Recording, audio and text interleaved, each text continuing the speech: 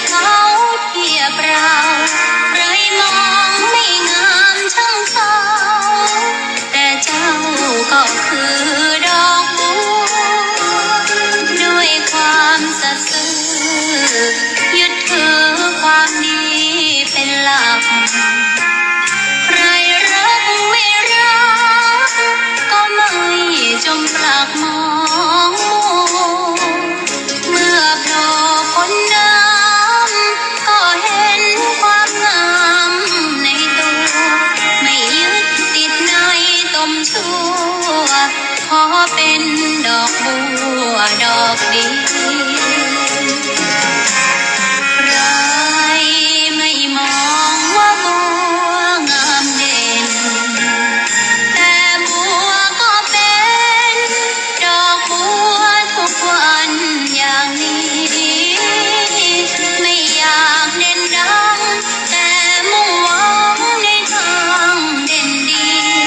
เกิดมาเพื่อสร้างบารมีถวายชีพนี้บูชาดอกบัวดอกน้อยเฝ้าคอยคนที่ใจบุญมาโอบเอื้อเกื้อกูลรู้ค่าของบุญเก็บบัวขึ้นมาเพื่อสร้างความดีและเสริมบารมีดังว่าใช้ดอกบัวนี้บูชาพระสัมมาสัมพุทธเขา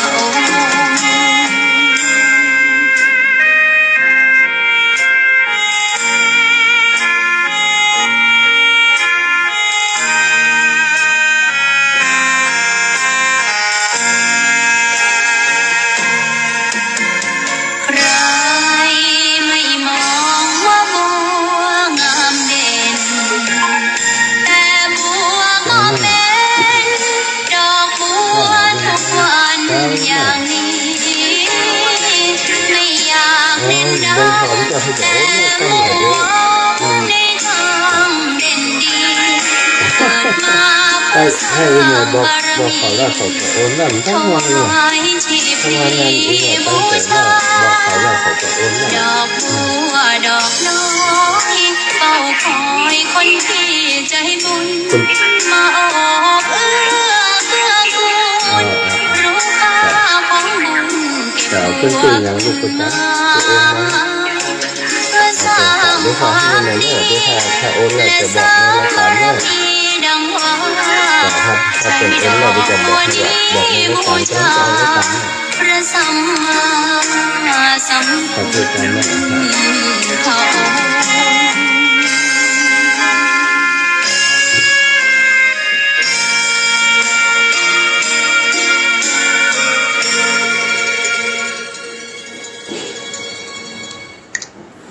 ขอนอบน้อมต่อพระรัตนตรัยแก้วเจ้าสามประการน้อมเอาคุณพระพุทธเจ้าคุณพระธรรมเจ้าคุณพระสังฆเจ้าคุณพระอรหันตเจ้าอริยสงฆ์เจ้าจุตนจุองค์ได้เมตตาแผ่ปรมีมาเป็นนวโลกุตตรธรรมปกเก่าเกษาปกห่มหักษาครูบาอาจารย์พระมหาเถระพระเถรานุเถระเพื่อนสหธรรมิกสหพรหมจารีทุกรูปทุกองค์ปกห่มหักษาศรัทธาสาธุชนคนดีเฒ่าแก่อีพ่ออีแม่ทั้งหลายทุกท่านทุกคนติดตามรับฟังรายการสารธรรมยามบ่ายตั้งสถานีวิทยุในเครือข่ายคลื่นสีขาวเพื่อชาวประชาซึ่งออกอากาศจากวัดปักตางเจริญอำเภอดอยลอจังหวัดเชียงใหม่ผ่านไปยังสถานีวิทยุในเครือข่ายคลื่นสีขาวร่วม10 สถานีในช่วงตอนบ่ายวันนี้และทุกวันนะตีตังคลื่นสีขาวของเฮาโดยท่านอาจารย์พระครูได้นำครูบาอาจารย์ มาจัดรายการในช่วงเวลานี้ก็ขอขอบคุณครูบาอาจารย์ที่เมตตามอบเวลามาให้ต่างพระสงฆ์เผยแผ่พระพุทธศาสนาจังหวัดลำปางโดยการนำของท่านอาจารย์พระมหานพดลสุวรรณเมธีเจ้าคณะอำเภอวังเหนือประธานทรงเผยแผ่พระพุทธศาสนาจังหวัดลำปางผู้อำนวยการวิทยาลัยสงฆ์นครลำปางก็ได้จัดสรรแบ่งปันเวลามาให้เรากับผมและท่านพระครูสิริธรรมบัณฑิตปฏิบัติหน้าที่จัดรายการขอขอบคุณครูบาอาจารย์ทุกรูปทุกองค์ที่มีส่วนเกี่ยวข้องพบปะกันวันนี้วันที่13เดือนกุมภาพันธ์ศักราชพระพุทธาได้2568พระวาสาศรัทธาญาติโยมวันนี้ก็เป็นถ้าเดือนเหนือเนาะก็แฮม1ค่ำเดือน5เหนือเดือน3ใต้แต่วันนี้15ค่ำเดือน5หรือว่าเดือน3เนาะก็เป็นวันมาฆบูชาประจำปี2568ศรัทธาญาติโยมทั้งหลายก็ได้อิ่มบุญกันละเนาะเป็นวันหยุดได้ทำปฏิบัติหน้าที่พุทธศาสนิกชนได้เข้าวัดเข้าวาปฏิบัติธรรมได้ไปตักบาตร แต่ว่าเป็นเป็งพุทธโดยเนาะเปิ่นตักบาตรกันตั้งแต่ตีหนึ่งตีสองกันมาแล้วศรัทธาบางวัดบางวาส่งเสริมกิจกรรมนี้นะเป็งพุทธเปิ่นก็ทำบุญตักบาตรกันแล้วก็ กลางวันตอนเจ้าเปิ่นก็ทำบุญตักบาตรปกติทั่วไปแหมเข้าวัดเข้าวาได้รักษาศีลได้ปฏิบัติธรรมตอนค่ำตอนคืนก็ไปสวดมนต์ทำวัดเย็นที่วัดใกล้บ้านแล้วก็ไปเวียนเทียนตามสถานที่สำคัญต่างๆทางพระพุทธศาสนาในวัดในวาที่ใกล้บ้านก็มีบางพ่อมก็ไปในตัวจังหวัดบางพ่อมก็ไปต่างจังหวัดพาลูกหลานไปทำวัดไปไหว้พระสวดมนต์นะก็ถือว่าเป็นกิจกรรมที่สำคัญเป็นการล้ำลึกนึกถึงคุณของพระรัตนตรัยแก้วเจ้า3ประการอันมีพระพุทธพระธรรมพระสังฆเจ้าเป็นรัตนะอันประเสริฐของที่หมู่เฮาทั้งหลายเคารพนับถือสิ่งที่จะทำให้เฮาทั้งหลายก็เกี่ยวเหนี่ยวรั้งจิตใจของหมู่เฮาได้ทำให้เฮาได้ระลึกถึงคุณพระรัตนตรัยแก้วเจ้า3ประการก็ยึดถือเอาวันสำคัญทางพระพุทธศาสนาเนาะบอกว่าจะเป็นวันวิสาขบูชาวันที่สมเด็จพระสัมมาสัมพุทธเจ้าประสูติตรัสรู้และปรินิพพานซึ่งก็เป็นวันเดียวกันหลังจากนั้น อีก7วันก็อัฐมีบูชาเนาะ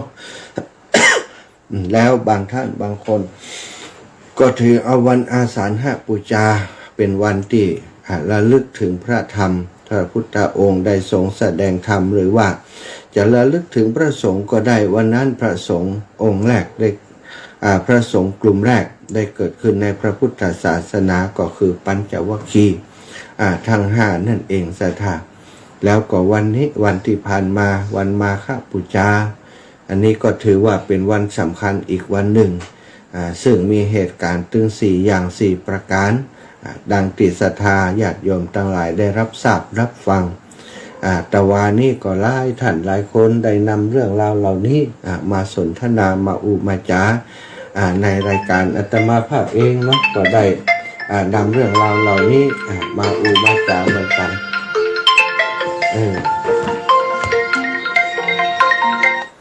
เจริญปอนโยมแม่อัมพรคนบ้านไก่อยู่เจียงไฮ้แม่สายว่ายังใดจ้าแม่สายหนึ่งเดียวของกันนะหนึ่งเดียวของแม่สายถ้าจะมีคนเดียวเจ้ามีคนฟังอยู่คนเดียวเจ้า ท่านสะดวกจะอู้ก็ได้อยู่แม่เข้ารายการอยู่แต่อู้ได้เจ้าโอ้ได้อยู่มีอย่างเจ้ามีอย่างจานหอมก๋วยเตี๋ยวเจ้าอ๋อจะหอมก๋วยเตี๋ยวล่ะวันใดนะทำ2 วันแม่วันดาวันที่15กับวันที่16แม่เจ้าอัน นโยมหอม200เนาะ โยมแม่หอมก๋วยเตี๋ยว200เนาะแม่อำพรแซ่บู ฮะไอ้เขากันนี่ ไอ้เจ้า อืม เป็นวัดเป็นไอมาหลายวันอยู่แต่ก็ไปหาหมอละ อ๋อล่ะ อัน เราหอมกำลังขาที่เพิ่นจะไปทุดงค์นั่นน่ะ อืม แอบร้อยหนึงเด้อ ดอกกำลังขาอันกากกระทิงแดง อันท่านจุดหมายของท่านอยู่ไหนเจ้า จุดหมายก็ถ้าจะไปเมืองน่านก่อนนะแม่ เจ้า ไปเมืองน่านลำเดือนนี้จะเช็คอากาศพอก่อนถ้าอากาศทางเมืองน่านมันเป็นฝุ่นควันนักก็ถ้าจะลงไปอันภาคใต้เพื่อไหมไปอันเดินกลับมาจากสวนโมกได้ไหม อ๋อ ชัยยา ชัย สุ ยา ราษฎร์ธานีเจ้า ลาดกะ จ้าถ้าจะว่าอากาศมันเดินได้อยู่ทางเมืองน่านก็จะเดินทางเมืองน่านก่อนอีนะแต่ถ้ามันอากาศมันตอนนี้มันเริ่มมีหมอกควันเนาะแม่เนาะหมอกควันลำปางตะวานี่โอ้มีจุดที่เป็นฮอตสปอตที่อากาศเขาเผาไฟนี่นักกว่าที่อื่นหรอกแต่ว่าเมืองน่านนี่จะได้มาหุดวันที่18ก็ออกละ จะบอกว่าอันเตียนเขาเนี่ยประเดี๋ยวทุเจ้านั่นน่ะเขาตกมันหกไปแล้วน่ะ โอ้โหเนาะเขาแล้วแต่บุคคลเนาะแม่เนาะธรรมวินัยของพระพุทธเจ้าศักดิ์สิทธิ์จะตาย ก็ปนจับได้ก่อนได้ออกจากวัดแล้วนอนหนีหัวซุกหัวซูนน่ะ หัวซุกหัวซุนเดี๋ยวก็มันเดี๋ยวก็โดนแต่ว่ามันโทษหมูนี่มันบ่ถึงกับติดคุกติดตารางเนาะบางครั้งมันคนหมูนี่มันทำผิดแล้วมันออกไปมันก็จบละอีน่ะทางคดี จบ ก็ ก็ จบ คือมันก็อยู่ต่อไปมันจะมีความสุขหรอ เมียแม่ถ้าตลอดจาดนี่ก็ทำดีก็ได้แค่ว่าได้อยู่เป็นเทวดาจันตำอันนั้นนะไปจะไป ก็ สู่ทำจัน ก็ ทร์ อัน ได้ละ ถ้ามีเงินให้อีนั่นมันก็ลากอะ อ่า ผมอ้วนบ่ เรื่องของเขา ก็มีเงินปนเปื้อนมันน่ะ ได้ เนาะแล้วช่วงมันจะมีอย่างเงี้ยนะแม่ช่วงวันมาฆบูชานี่เขาจะเอาข่าวอย่างเงี้ยมาลงเนี่ยมันก็เสาะหากันตะ อันโยมก็ขออ้อนวอนอย่าไปเกิดกับทุกเจ้าขืนสีขาวก็แล้วกันเจ้า เจ้าแม่เนาะก็ทุกคนก็อยู่ตรงนี้ก็ต้องระวังตัวเพิ่มขึ้นอ่ะ อย่างน้อยโอ้ศรัทธาเปิ่นหักเปิ่นนี่ถ้าเกิดปัญหาอีกมันเสียความรู้สึกเนาะแม่เนาะ อันตีว่าอันเขามันหล่อนะมันเป็นมารมันเป็นนางมารน่ะ ใช่เป็นมาร ดึงลงนรกอ่ะ ใช่นรกเนาะ9974นั่นกันดิ99พอจะจบให้แล้วไป70แห่งบาไตขึ้นมาแห่งใหม่ตกนรกไตขึ้นมาแห่งใหม่ขอบคุณโยมแม่นั่งนะเจ้าเดี๋ยวนี้ก็ออกรายการไปอันคลื่นสีขาวเชียงใหม่ลำปางลำปูนแม่สายทำได้ยินแม่สายนี่ท่าแม่สายนี่ได้เงินกับตอนกลางคืนอันน่ะกะเจ้าท่าแม่มีอันเล่นเฟซบุ๊กจังนี่ได้ยินอยู่เพราะว่าออกไล่สดไปด้วยก็เปิ้นก็ซื้อโทรศัพท์ให้เนี่ย ซื้อบ่เดี๋ยวจะเก็บ200นี่ซื้อให้บ่ ไม่ได้อย่างได้เครื่องรู้อันน่ะกะ จะสู้นะแม่บุญรักษาเนอะเจ้าแม่อำพรแช่บูจากแม่สายหนึ่งเดียวของแม่สายนะติดตามรับฟังรายการโทรมาให้กำลังใจด้วยนะโทรมาหอมสตังค์ด้วยนะสถาหอมมัน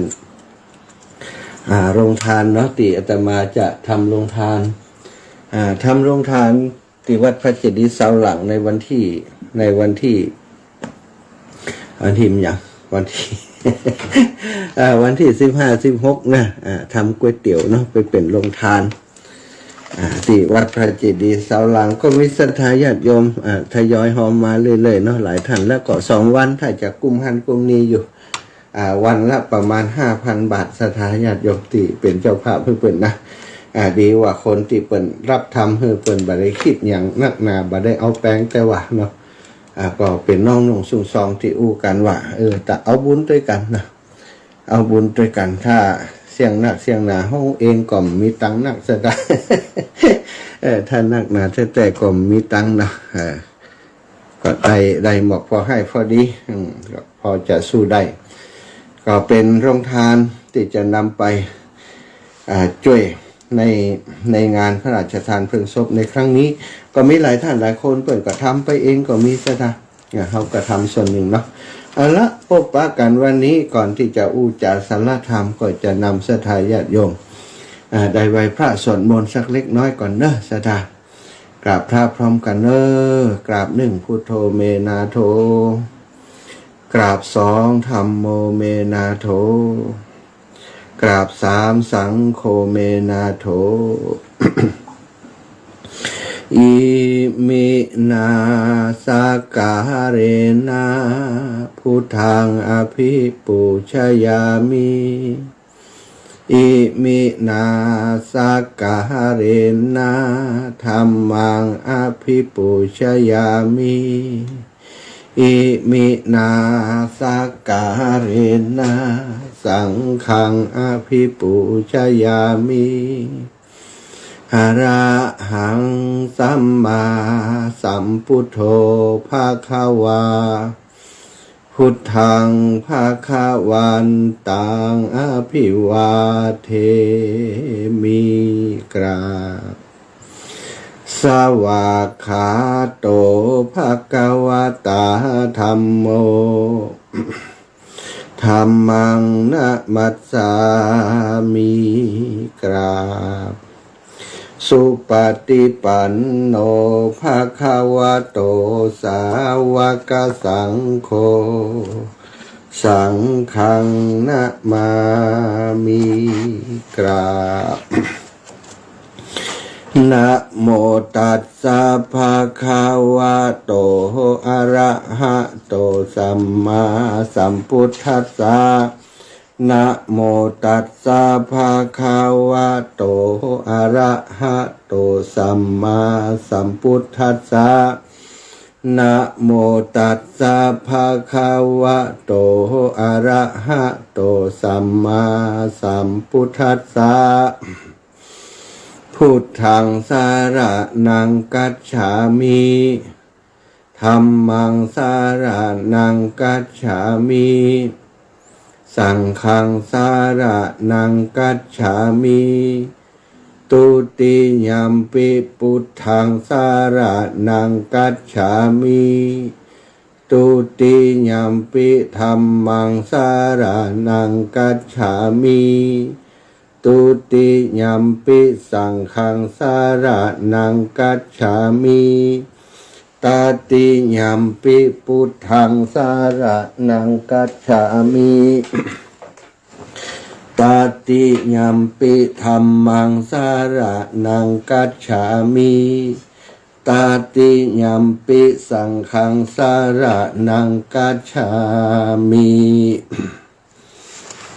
อิติปิโสภะคะวะอะระหังสัมมาสัมพุทโธวิชชาจารณะสัมปันโนสุขโตโลกวิทูอนุตตโร ปุริสธรรมสารติสัทธาเทวมนุษสานังพุทโธภาควาติสวากขาโตภาควะตาธัมโม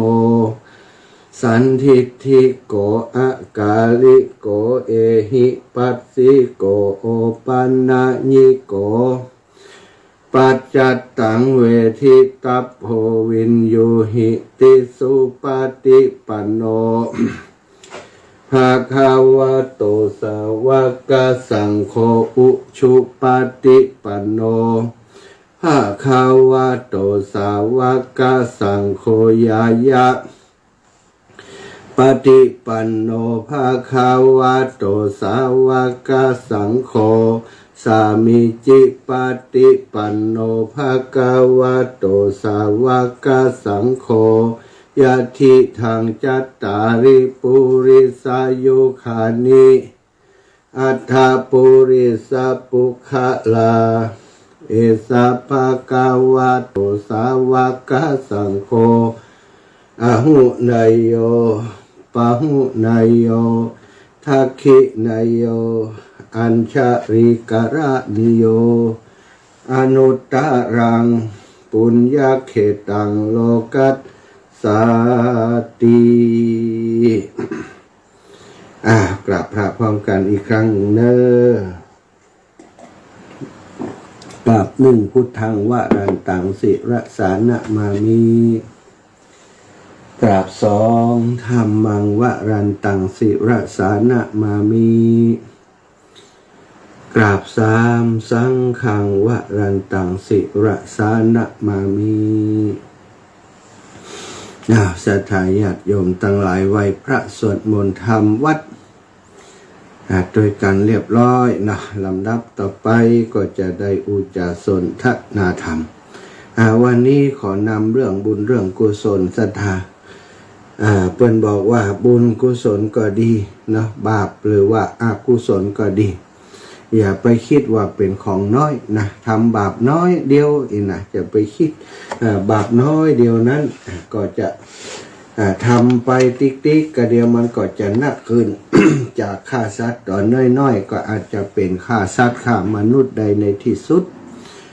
ทำบุญก็เช่นเดียวกันอย่าไปประมาทในบุญแม้เพียงเล็กน้อยจะบ่ฮือผลบาปแม้เพียงเล็กน้อยจะบ่ฮือผล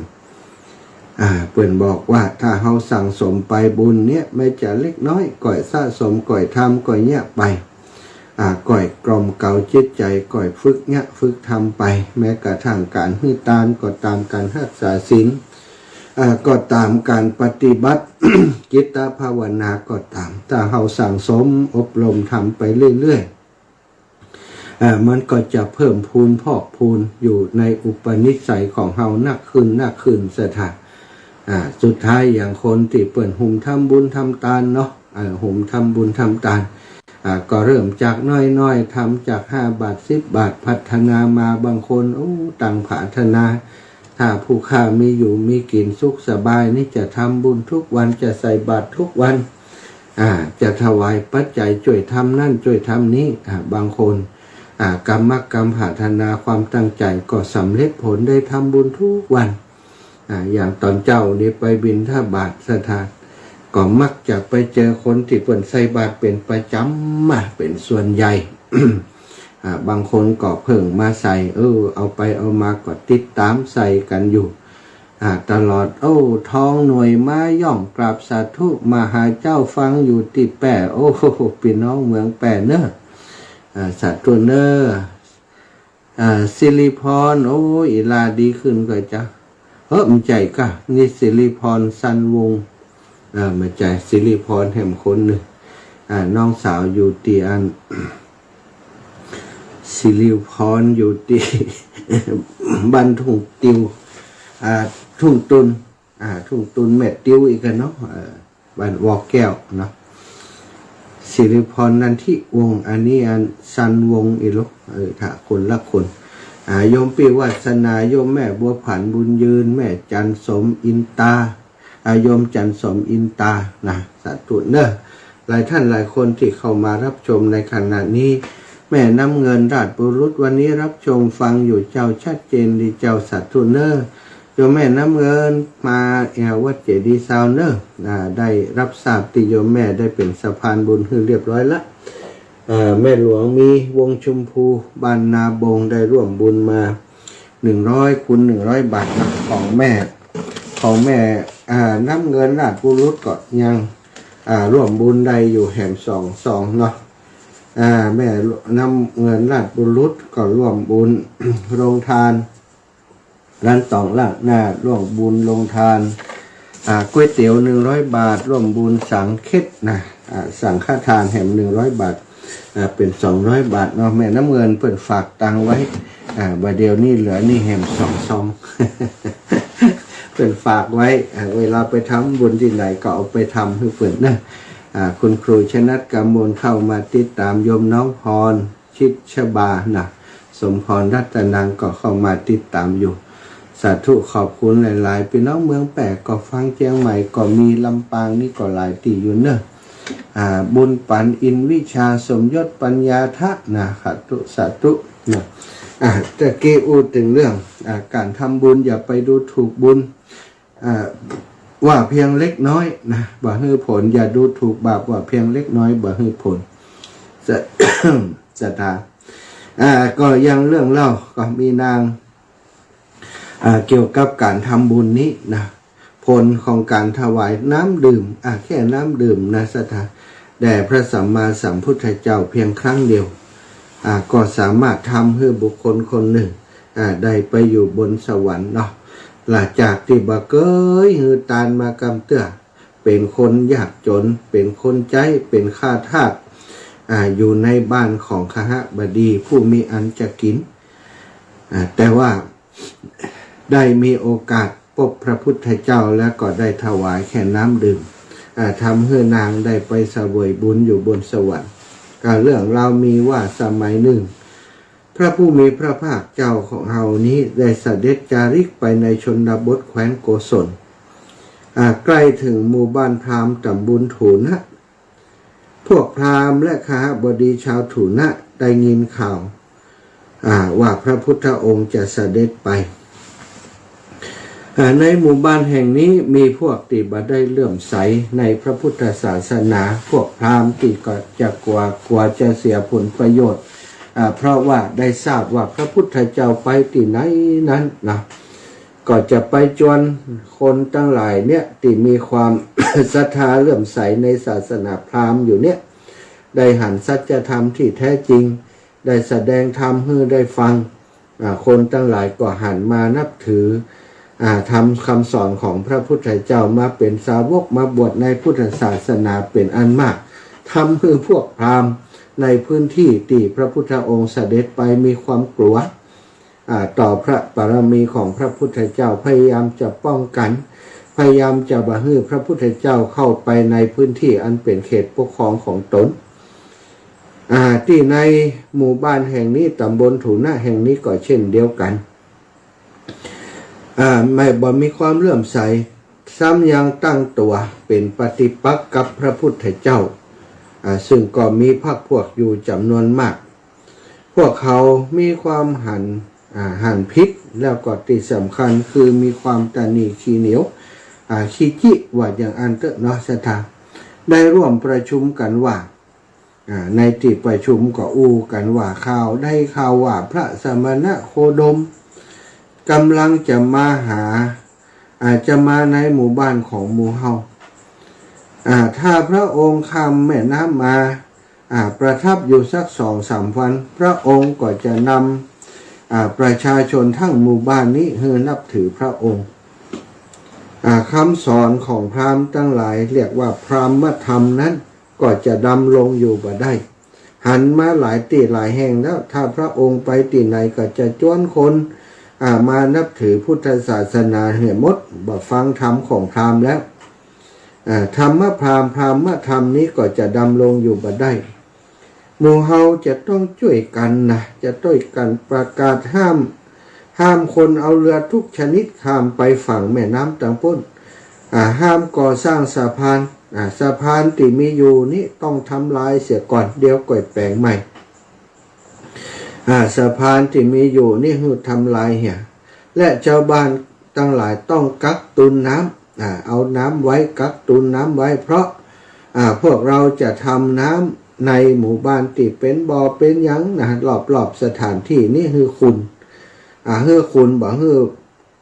พระสมณโคดมแล้วก็หมู่สาวกทั้งหลายได้มาอาศัยดื่มกินได้จะต้องปิดถมบ่อน้ำในหมู่บ้านทั้งหมดให้เหลือไว้ใช้สอยเพียงบ่อเดียวก็พอจะได้ควบคุมได้ว่าพวกพราหมณ์และคหบดีทั้งหลายดำเนินการตามที่ประชุมกันไว้นั้นทั้งยังประกาศกติกาว่าถ้าพระสมณโคดมเสด็จมาหมู่บ้านของเฮาห้ามบ่ฮื้อไผก็ตามทำการต้อนรับถ้ามาถึงบ้านไผก็ห้ามถวายอะไรหยังแก่พระสมณโคดมเด็ดขาดนี่ห้ามสดาห้ามประชุมกันแล้วก็มีกติกากันเรียบร้อยก็ห้ามประกาศห้ามบ่ฮื้อต้อนรับบ่ฮื้อครับสู่ดูแลทั้งปวงบ่ฮื้อต้อนรับพระพุทธเจ้าโดยประการทั้งปวงบ่ฮื้ออาหารบ่ฮื้อน้ำดื่มบ่ฮื้ออู้จาตุ้ยอิตนะเนาะศรัทธาพระพุทธเจ้า และพระภิกษุสงฆ์หมู่ใหญ่เสด็จมาถึงริมฝั่งน้ำทรงต้องการอนุเคราะห์แก่ประชาชนในหมู่บ้านถูนะจึงได้เสด็จข้ามแม่น้ำทางอากาศโดยสถาห้ามพระพุทธเจ้าห้ามอย่างไรเนาะพระพุทธเจ้าเหาะได้อะ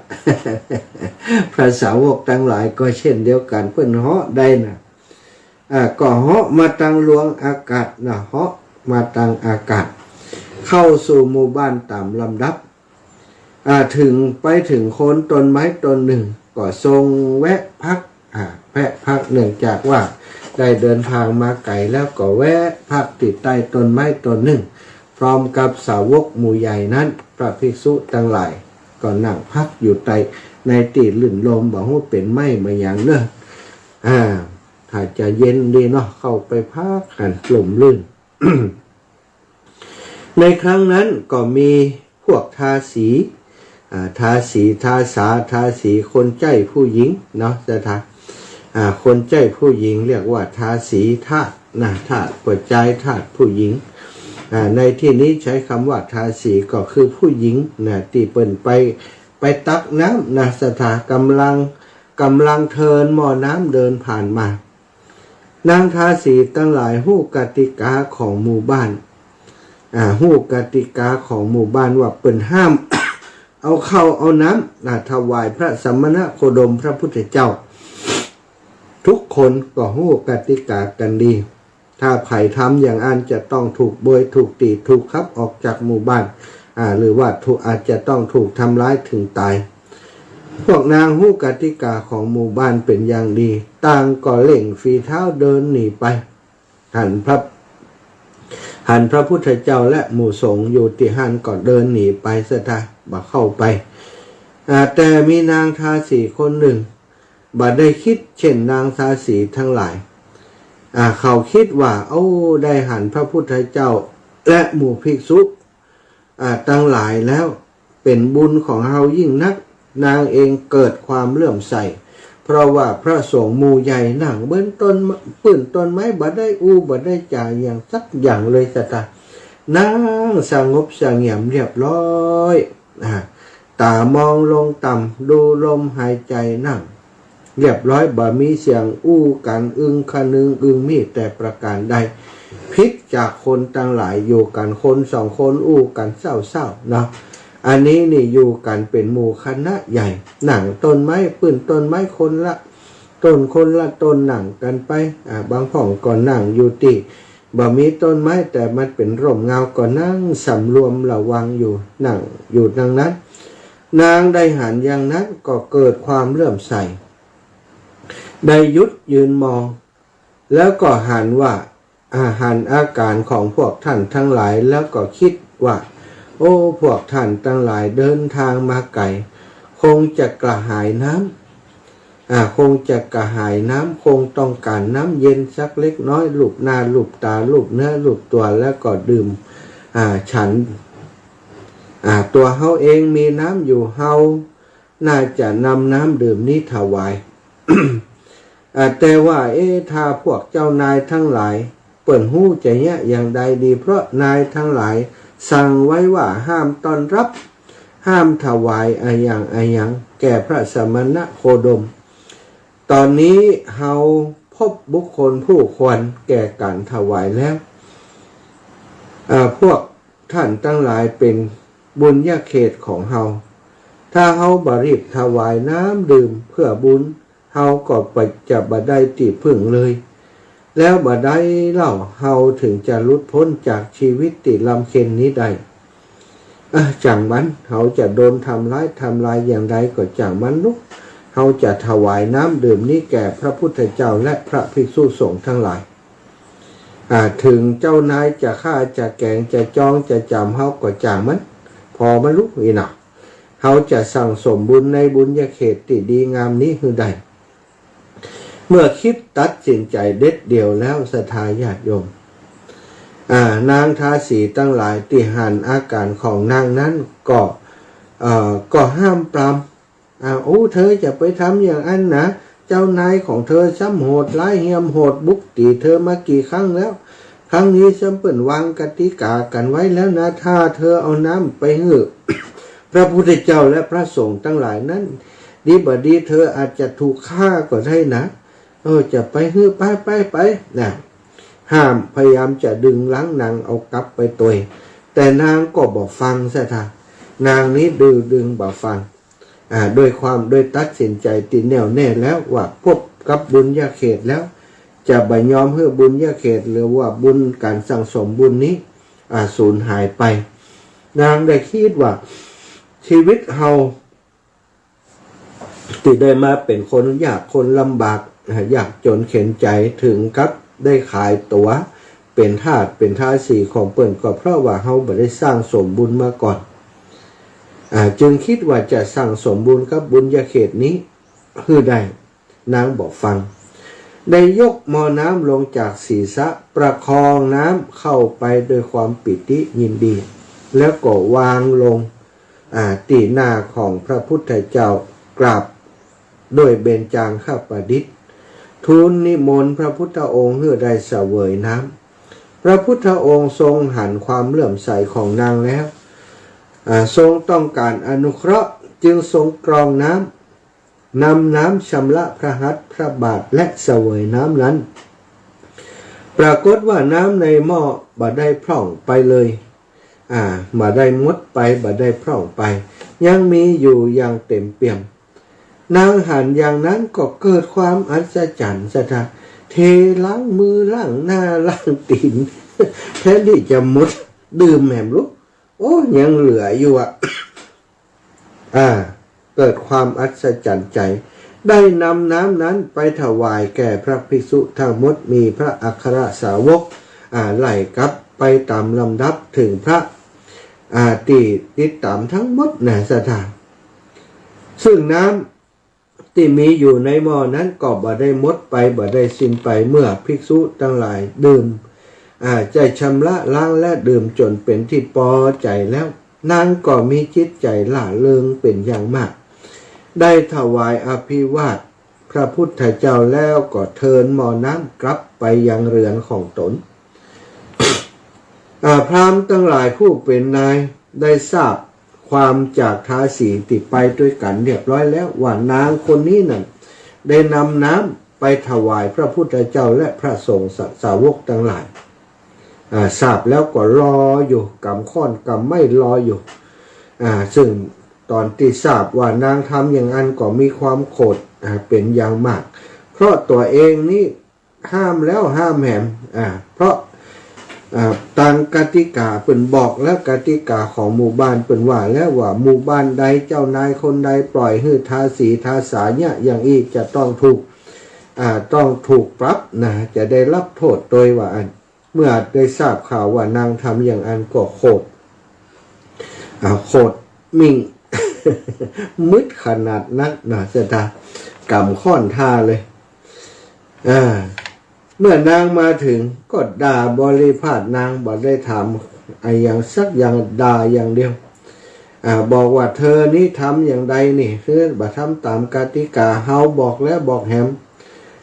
เฮาจะต้องถูกตำหนิจากพวกพราหมณ์ทั้งหลายเพราะเธอคนเดียวนางกาลกินีคนนี้อย่างจะได้บอกเรื่องบอกความแต่ว่าก็เข้าไปหาไปตบไปตีสถาตึงตบตึงเตะตึงบุกตึงตีสถากระทืบอย่างรุนแรงบ่ได้สนใจเพราะความโกรธความโมโหเตะไปเตะมาบุกไปบุกมานางก็ทนต่อการกระทำรุนแรงนั้นบ่ได้สถาได้สิ้นชีวิตไปในตีนั้นนั่นเองเมื่อนางสิ้นชีวิตหมดลมหายใจไปแล้วก็ได้ไปอุบัติเป็นเทพธิดาในสวรรค์ชั้นดาวดึงส์มีรัศมีกายอันงดงามอยู่ในเทพวิมานสวยงามจัดไว้เป็นสัดส่วนยามกระทบกับแสงจันทร์และแสงอาทิตย์แล้วก็เปล่งประกายแสงส่องสว่างไสวออกไปโดยรอบใกล้กับวิมานนั้นก็มีต้นกัลปพฤกษ์มีแม่น้ำหลายสายไหลผ่านรอบวิมานของนางแถมบ่ปอก็ยังมีสระบกกรณีสะพรั่งโดยบัว5 สีแล้วก็มีเรือทองลำ100อยู่กลางสระ สถานคณะที่พระพุทธองค์ประทับอยู่ที่เดิมพร้อมโดยเหล่าภิกษุทั้งหลายก็ได้ตรัสกับพระอานนท์บอกอานนท์ว่าอานนท์เธอจงไปตักน้ำจากน้ำบ่อไก่ๆมาหื้อเฮาจิมมาถวายมาหื้อเฮาจิมพระอานนท์และภิกษุหลายรูปก็ไปสำรวจหาบ่อน้ำก็พบว่าบ่อน้ำถูกทำลายทิ้งพ่องถูกกรบปิดไว้พ่องและถูกทำหื้อขุ่นพ่องจึงกลับมาทูลว่าข้าแต่พระองค์ผู้เจริญชาวบ้านถูณปิดถมบ่อน้ำทั้งหมดข้าพระองค์บอกอาจจะนำน้ำมาถวายได้พระพุทธเจ้าค่ะพระพุทธเจ้าก็ตรัสใจพระอานนท์อีกถึง2 ครั้งพระอานนท์ก็ไปยังบ่อน้ำก็พบว่าบ่อน้ำยังถูกปิดทรงใจไปอีกเป็นครั้งที่3 พระอานนท์ก็ถือบาทของพระพุทธเจ้าเดินไปยังบ่อน้ำที่เดิมขณะนั้นน้ำในบ่อก็ล้นดันยาฟางและไม้ที่พวกพราหมณ์ถมปิดไว้พ้นจากปากบ่อไปบ่ออื่นๆที่ถูกปิดไว้ก็เกิดอัศจรรย์อย่างนี้เช่นเดียวกันน้ำไหลนองสูงขึ้นหลากลงไปในแหล่งน้ำต่างๆทั่วหมู่บ้านพระอานนท์ถึงบ่อน้ำแล้วหันอัศจรรย์เช่นนั้นก็รีบตักน้ำกลับมาถวายแก่พระพุทธเจ้าพวกพราหมณ์ทั้งหลายหันปาฏิหาริย์อย่างนั้นแล้วก็คิดว่าต้องเป็นปาฏิหาริย์ที่พระสมณโคดมทำแน่ๆพระองค์ทรงมีพุทธานุภาพจริงๆก็เลยได้จักจวนกันมาเข้าเฝ้าและกราบขอขมาพระพุทธเจ้าที่โคนต้นไม้แห่งนั้นเมื่อขอขมาแล้วบ่อน้ำทั้งหลายได้กลับเป็นปกติพวกเขาได้อาราธนานิมนต์ให้พระองค์ทรงพำนักในหมู่บ้านและนิมนต์ให้รับประทานอาหารในวันรุ่งขึ้นพวกพราหมณ์คหบดีชาวถุนคามช่วยกันถวายภัตตาหารของเคี้ยวของฉันเครื่องดื่มต่างๆจนเสวยเสร็จแล้วพวกเขาก็นั่งเฝ้าอยู่ที่ใกล้ในครั้งนั้นนางปานะเทพธิดาได้ใจสติพิจารณาเหตุที่ตนได้ทิพยสมบัติก็รู้ว่าเป็นเพราะตนเองนี้ได้ถวายน้ำดื่มแด่พระพุทธเจ้าและพระภิกษุสงฆ์ก็เกิดความปิติโสมนัสขึ้นในจิตใจก็ได้กึดว่าเฮาทำสักการะโดยน้ำเพียงนิดหน่อยยังได้ทิพสมบัติอันใหญ่ถึงเพียงนี้การทำบุญในท่านผู้ปฏิบัติดีปฏิบัติชอบมีผลบุญยิ่งใหญ่มหาศาลจริงๆแต่หนอเฮาควรจะไปเข้าเฝ้าพระพุทธเจ้าและเฮาจะประกาศกุศลกรรมที่เฮาได้ทำไว้แล้วนั้นแก่คนทั้งหลายให้ได้รับทราบคิดแล้วก็ชักชวนหมู่นางอัปปสร1,000 องค์ใช้เทวานุภาพให้หมู่มนุษย์ที่กำลังเข้าเฝ้าพระพุทธเจ้าอยู่ได้หันยานพาหนะคือวิมานนั้นลงจากวิมานแล้วก็เข้าไปถวายบังคมพระพุทธเจ้าในหมู่บ้านถูนคามนั้นแล้วยืนอยู่ณที่ควรส่วนข้างหนึ่งพระพุทธองค์ทรงมีพุทธประสงค์ให้เทพธิดาประกาศกรรมและผลกรรมที่ได้หันประจักษ์แล้วพระองค์จึงตรัสถามว่าแน่นางท่านเทพพนาลีท่านลงมาจากกุตาคารนิเวศอันปรากฏแสงสว่างไปทั่วทิศทั้ง4เพราะบุญอย่างจ้าท่านมีวรรณะสวยงามเช่นนี้มีโภคะที่น่าชอบใจเหล่านี้ได้อย่างใดเพราะบุญอย่างนางเทพธิดานั้นก็ดีใจติดพระองค์ทรงตรัสถามนางก็ตั้งใจจะมาบอกอยู่แล้วเมื่อพระองค์ทรงตรัสถามอย่างนั้นก็ทูลตอบว่าในชาติก่อนนั้นหม่อมฉันเป็นมนุษย์ได้หันภิกษุหลายรูปลำบากกายกระหายน้ำจึงได้ขวนขวายถวายน้ำดื่มผู้ใดได้ขวนขวายน้ำดื่มแก่ภิกษุทั้งหลาย แม่น้ำหลายสายมีน้ำใสเย็นสวนดอกไม้ดอกบุญทลิกย่อมเกิดแก่ผู้นั้นแม่น้ำหลายสายย่อมไหลโอบล้อมวิมานนั้นเป็นนิดมีหาดทรายขาวมีเกาะทรายขาวมีต้นมะม่วงมีต้นสะระออกดอกสะพรั่งบานสะพรั่งอยู่กุฎาคารนิเวศของหม่อมฉันถูกจัดไว้เป็นสัดส่วนถูกแสงแล้วส่องสว่างไปรอบทิศทั้งสี่อันนี้เป็นผลกรรมที่หม่อมฉันได้ถวายน้ำดื่มแก่พระพุทธองค์และภิกษุทั้งหลายพระพุทธเจ้าทรงเสวยน้ำดื่มเพื่อประโยชน์เกื้อกูลแก่หม่อมฉันโดยแท้ทีเดียวพระเจ้าข้าเมื่อนางทูลจบแล้วพระพุทธเจ้าก็ทรงแสดงอริยสัจสี่อนุปุพีกถาและอริยสัจสี่จบพระธรรมเทศนานางปานะเทพธิดานั้นก็ได้บรรลุเป็นโสดาปัตติผลสถานคนเหล่าใดในโลกนี้ได้ความเป็นมนุษย์แล้วรู้ความหมายของผู้ขอรู้ว่ามีเนื้อนาบุญมีบุญญาเขตภิกษุสงฆ์ทั้งหลายภิกษุแปลว่าผู้ขอรู้ความหมายของผู้ขอปราศจากความตณีเลื่อมใสในพระพุทธเจ้าพระธรรมพระสงฆ์เป็นผู้มีความเคารพอย่างแรงกล้าคนเหล่านั้นย่อมปรากฏในสวรรค์ซึ่งเป็นที่อุบัติของคนมีบุญทั้งหลายศรัทธาญาติโยม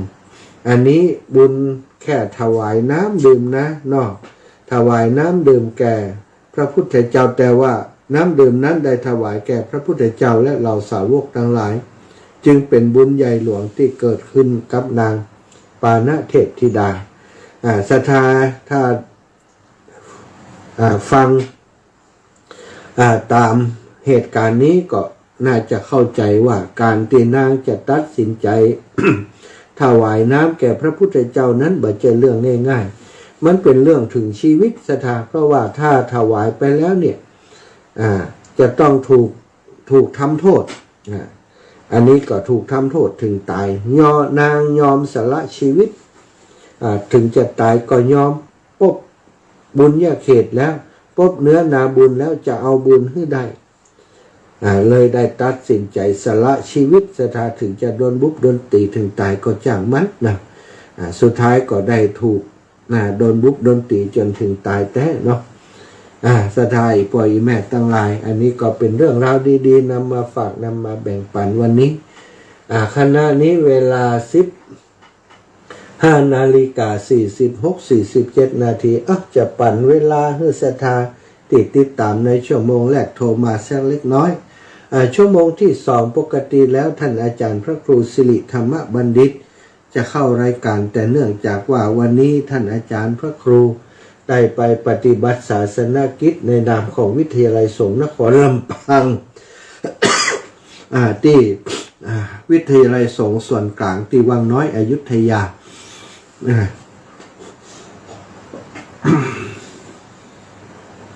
ก็ได้มอบหมายให้อาตมาภาพได้ดำเนินรายการในช่วงชั่วโมงที่2แทนท่านอาจารย์ไปเลยเนาะก็จะดำเนินรายการแทนท่านอาจารย์ต่อไปศรัทธาญาติโยมที่อยู่ตังบ้านตังจอง0808844173เด้อ0808844173ยายพรล่องวัวแดงมาจากการเจ้าตื่นนับตื่นไอ้จะไปเดินดูดงไหววะเนี่ยฮะบางหูเตียนี่ช่องไปวันได้เดี๋ยวจะขอยืมตังค์ยายพรจำไปกันเลยฮะสั่งด่าละอะไรเด้อถ้าบ่ไหวก็ไปเนอะยายเนอะถ้ามันไหวแต่ก็ไปเท่าแกเลยมันแล้วก็พักผ่อนบ้างเท่ามาเท่าเจ้านะอายุ26อยู่นี่จะกินแค่26ต่างปีน่ะหูดีเห็นน่ะขอบคุณยายพรเนอะทำสบายก่อมไปเถอะเนอะไปนี่ชัดเจนเนอะสาธุบุญรักษาขอบคุณขอบคุณยายพรเจริญพรแม่จันศรีสุขาแจ้งหัวลิ้นฟ้าเจ้าสาธุลงพระมหาเป็นวัดนะเนาะ นั่นแฮะมีคนเอามาปล่อยนี่ อืมใครเอาไปปล่อยก็ลำตีแม่เลย พูดน่ะตั้งจอมพอพูดน่ะนะเอ้ย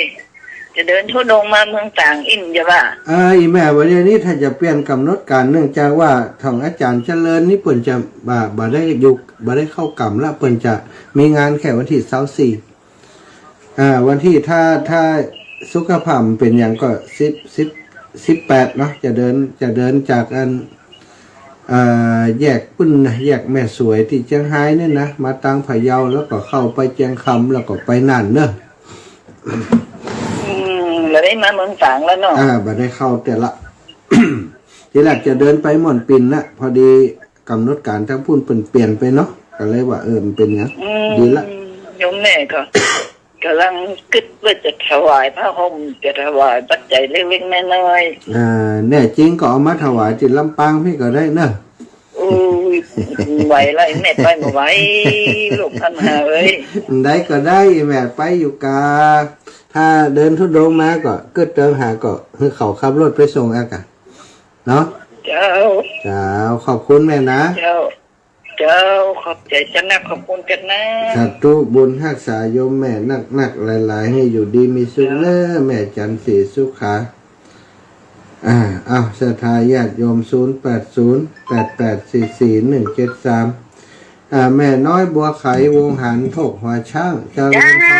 ความอยู่แนวพระอาจารย์เจ้าเลี้ยงหลานก็นี่พระอาจารย์เจ้าเลี้ยงหลานก็บัดย่างไปแอวมา3เกลือให้เกลือ5เกลือให้แอวไหนไปแอวพวดตั้งในท่าบุญดูแอวที่พี่หอมจันลีแอวติ๊กไม่แอวก็ไผ่น่ะเป็นโซ่เลยค่ะโซเฟอร์มื้อนี้กะปัดท่อเจ้ากึ่งงานกะแอวติ๊กกะรวยจ้ะ5 คนมาเดียวนี่ไปส่งแม่หอมไปส่งแม่จันลีนี่สาธุจับได้ฟังอยู่เจ้าฟังอยู่นะหลักแอวกันลูกเจ้าสาธุปันหอมปันหายเด้อเจ้าอีแม่เจ้า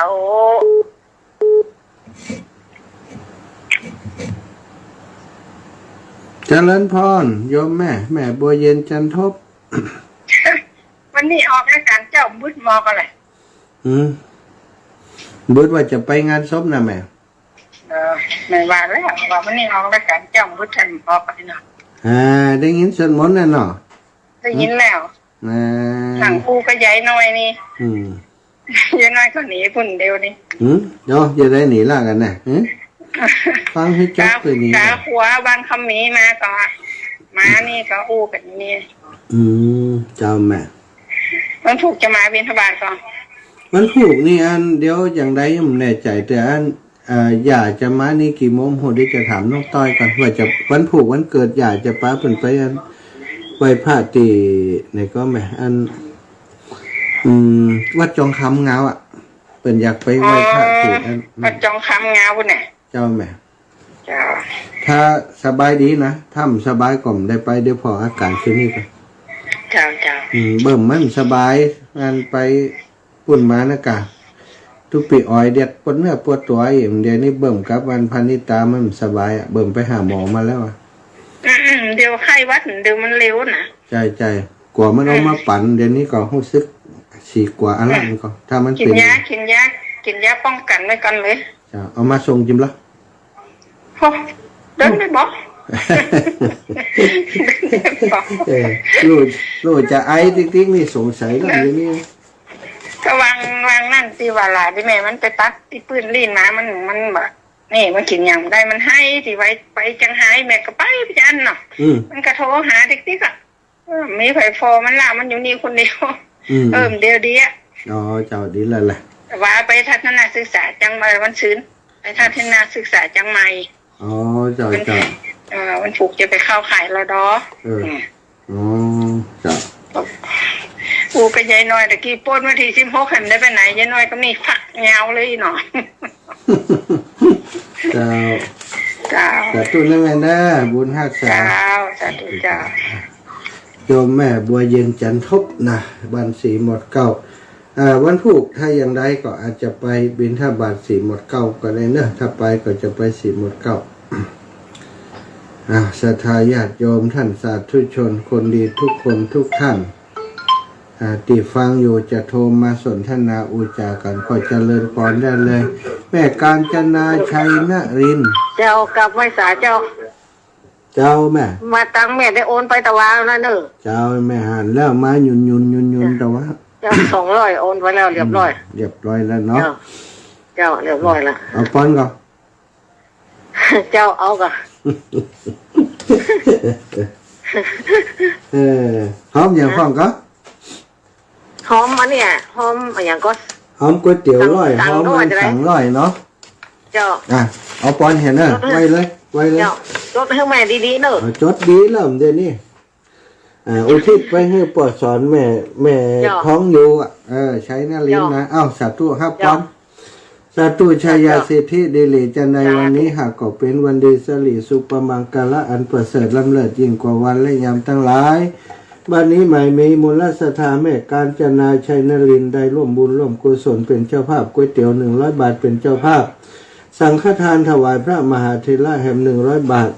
เพื่อเจ้าที่ทราบผลบุญตานี้ไปให้กับปวดสอนแม่ทองอยู่ชัยนรินทร์อันเป็นปิตามารดาซึ่งได้มรณาจุติตายไปสู่ปาราโลกไปนานแล้วนั้นบัดนี้ตนตัวแห่งอัตมาภาพเป็นตัวแทนของครูบาอาจารย์เสถีวิหาริกลูกของหลวงปู่พระราชจินดานายกได้ปฏิฆาหะรับเอาแล้วก็ขออำนวยอวยใจให้เจ้ามูลราชทายโยมแม่และครอบครัวลูกหลานญาติกาวงวันท่านเจ้าทุกท่านทุกคนให้ได้อยู่ดีมีสุขให้ได้มีอายุมันขนยืนจักให้ก่อปันมาจักหาก่อปันใดจะเดินทางขึ้นเหนือล่องใต้ขอได้ปลอดภัยในทุกเส้นทางภิวาท่านอาศีลิสานิจังวุฒาปัจจายโนจตารโรธรรมาวัฒนติอายุวันโนสุขังพระลาเอาสาธุเจ้าเลี้ยวใจน้องเลยเนาะเจ้าสาธุ ขอบคุณเด้อขอบคุณหลายๆเจ้าแม่กาญจนาชัยนรินทร์ทุกงานนะมีงานบุญงานกุศลที่ไหนเปิ่นกับมาห่วมตลอดนะได้ฟังข่าวว่ามีความจำเป็นมีความสำคัญที่จะได้ช่วยกันก็ได้ร่วมบุญร่วมกุศลมาโดยตลอดก็ต้องขอบคุณนะโยมแม่กาญจนาชัยนรินทร์เป็นอย่างสูงช่วงนี้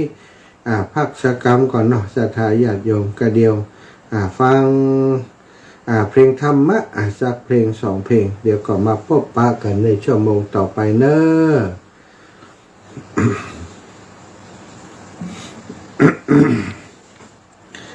เพลงขึ้น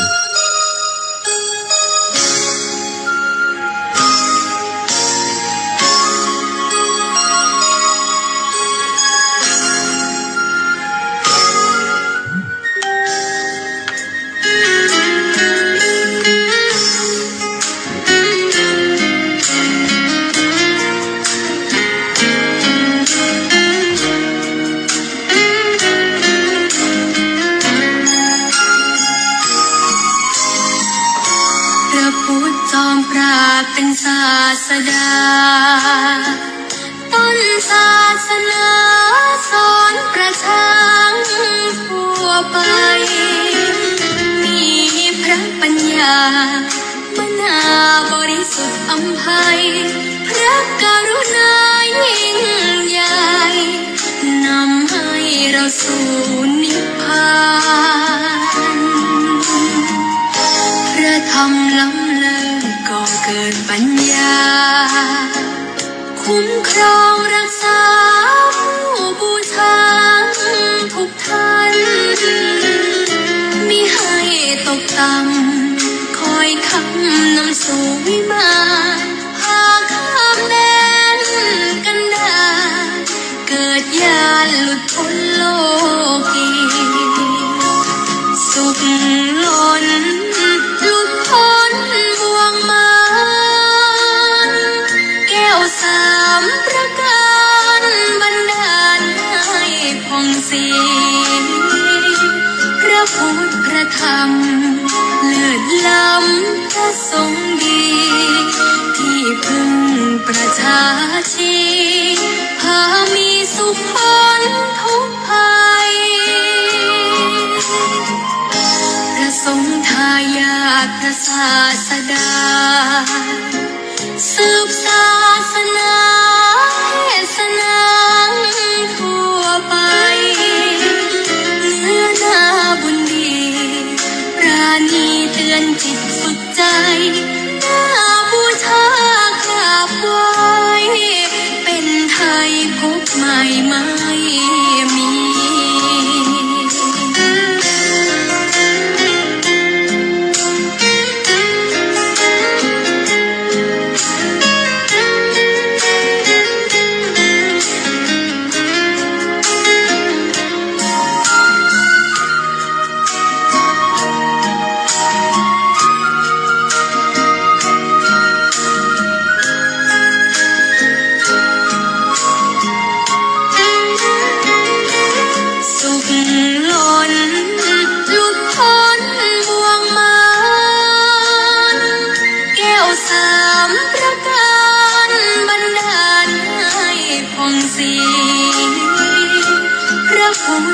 ธรรมเลิศล้ำพระสงฆ์ดีที่พึ่งประชาชีพามีสุขพ้นทุกภัยพระสงฆ์ทายาทพระศาสดาสืบศาสนาเทศนาทั่วไปเนื้อนาบุญดีปราณีเตือนจิตฝึกใจน่าบูชากราบไหว้เป็นไทยพบใหม่ไม่มี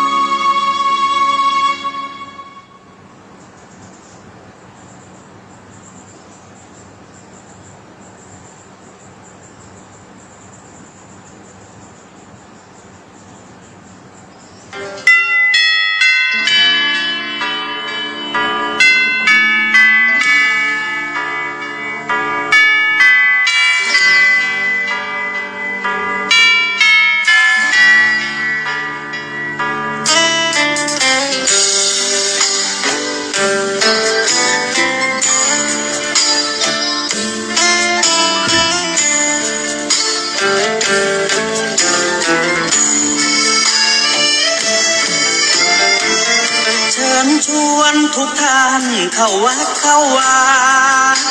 ฟังธรรมะจากหลวงตาเสริมชีวาให้สุขสดใส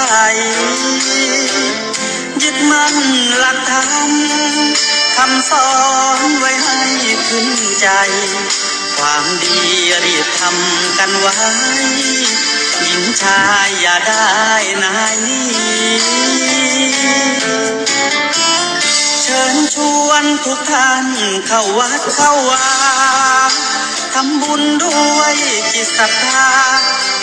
บุญพาให้เราสุขีจะทำการใดนำใช้ในสิ่งดีทำบุญให้ทานวันนี้ไม่มีใครว่าใครชังสมัย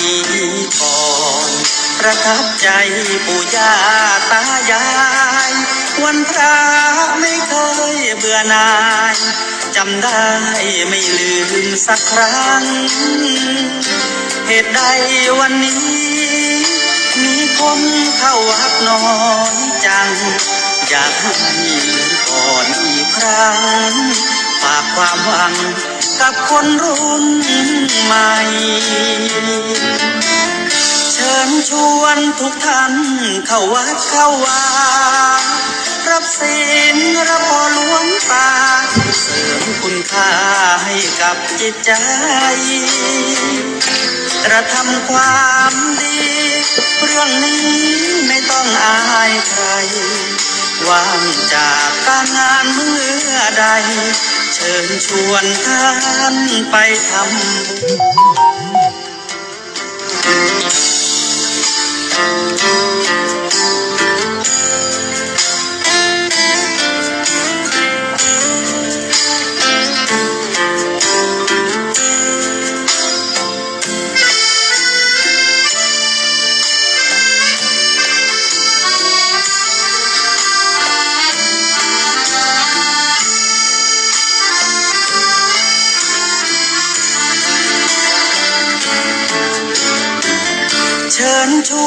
ทุกท่าน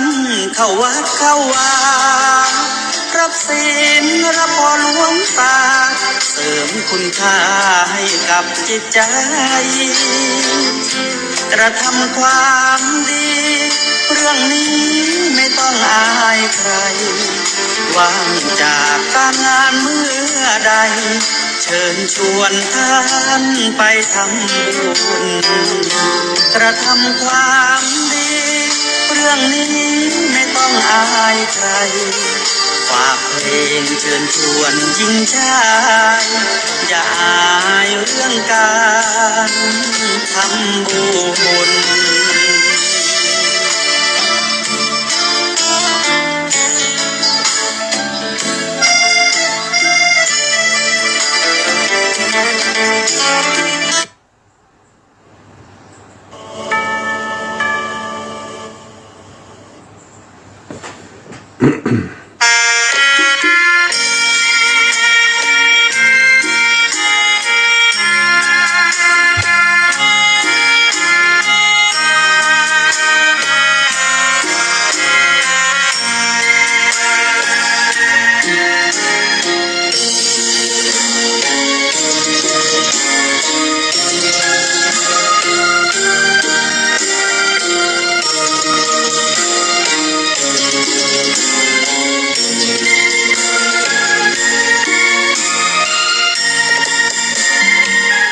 ดอกบัวดอกหนึ่ง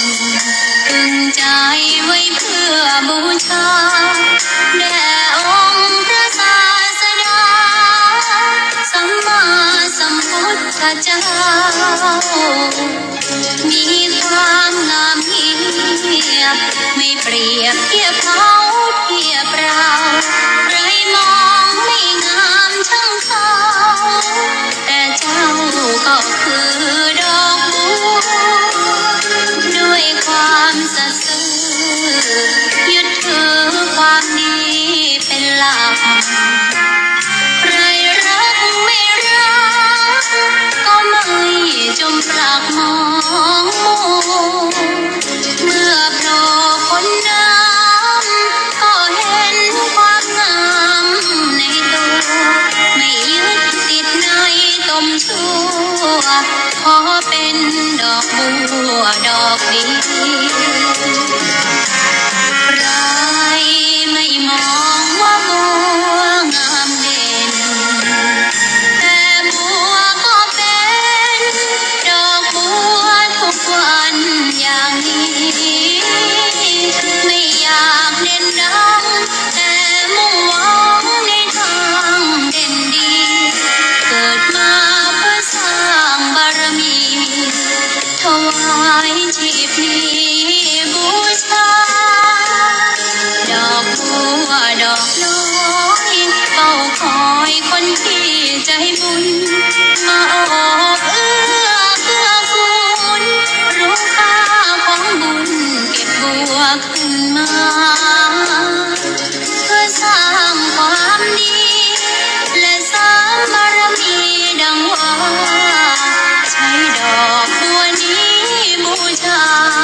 พระสัมมาสัมพุทธเจ้า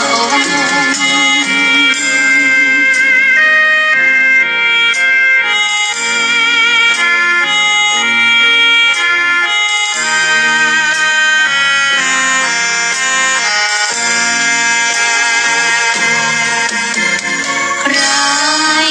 ไม่มองว่าบัวงามเด่น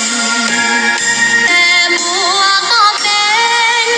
ดอกบัวทุกวันอย่างนี้ไม่อยากเด่นดัง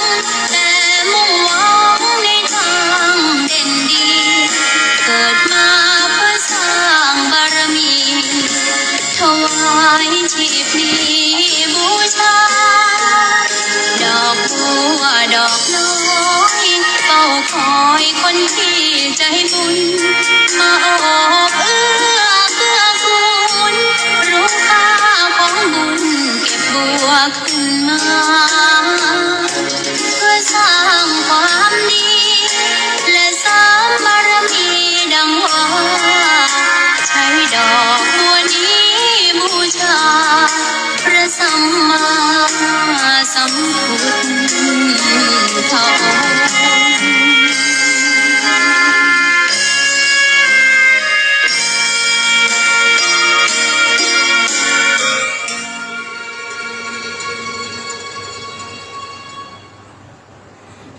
สถาญาติโยมได้พากย์เสียงสักเล็กน้อยนะได้ฟังเพลงธรรมะฟังเพลงธรรมะฟังไปโดยได้คิดไปโดยได้ความเพลิดเพลินได้อรรถรสของบทกวีที่เปิ่นได้ประพันธ์เป็นเพลงเอาไว้ขอบคุณเจ้าของเพลงเด้อเพลงทั้งหมดนั้นบ่ได้แต่งบ่ได้ประพันธ์เองเปิ่นแต่งไว้เปิ่นประพันธ์ไว้มันม่วนมันเพราะดีก็ได้นำมา แบ่งปันให้ศรัทธาญาติโยมได้สดับรับฟังขอบคุณทุกคนทุกท่านติดตามรับฟังรายการยามบ่ายของวันนี้เนาะยามบ่ายของวันที่13เดือนกุมภาพันธ์วันพรุ่งนี้วันที่14นะศรัทธาถ้าทางศาสนาคริสต์ก็เป็นวันสำคัญของเปิ่นละเนาะ14กุมภาพันธ์วันวาเลนไทน์วันแห่งความรักวันพุทธศาสนาของเฮาก็ถือ เอาวันมาฆบูชาเป็นวันความแห่งความรักเป็นวันแห่งความกตัญญูทางองค์การยูเนสโกเป็นประกาศว่าวันมาฆบูชานี้เป็นวันกตัญญูประเทศไทยเฮาก็ถือว่าวันมาฆบูชานี้เป็นวันกตัญญูเนาะกตัญญู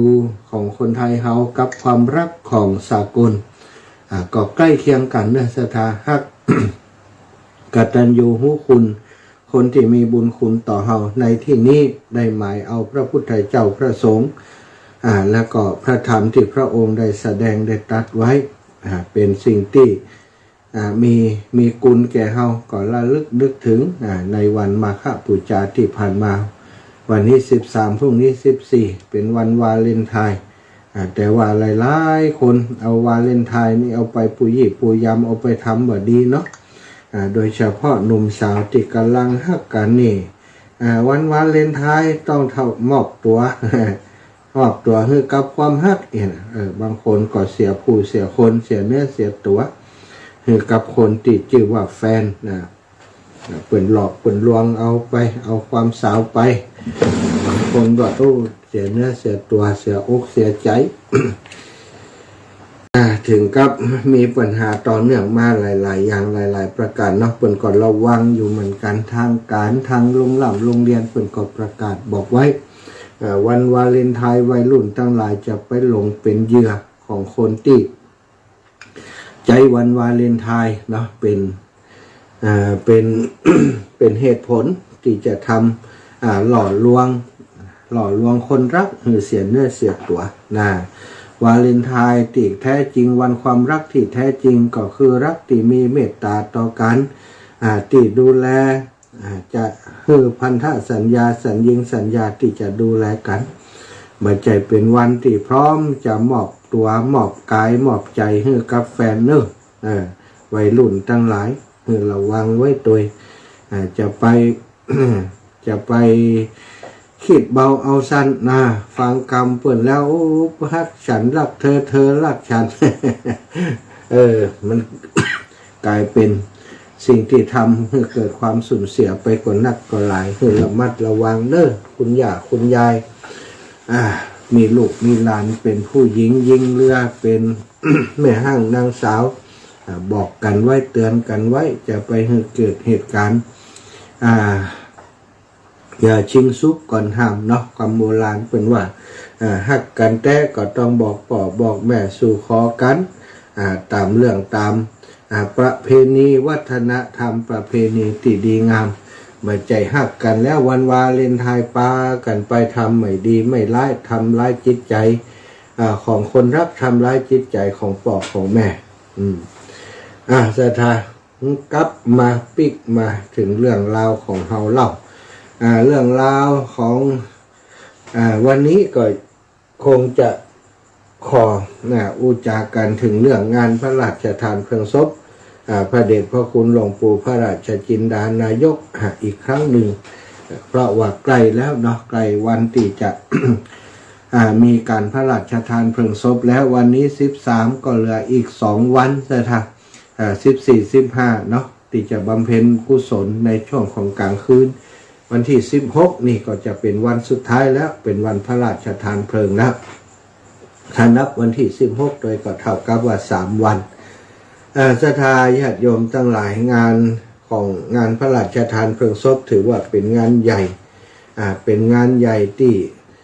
จะต้องมีการเตรียมต้องมีการร่วมด้วยช่วยกันของทุกฝ่ายตึงพระสงฆ์ตึงศรัทธาญาติโยมท่านสาธุชนทั้งหลายละกันบ่ได้สั่วกันบ่ได้นอกงานอย่างนี้มีการใช้จ่ายสูงเนื้อศรัทธาพี่น้องทั้งหลายเฉพาะการเตรียมงานเนาะเมนก็ดี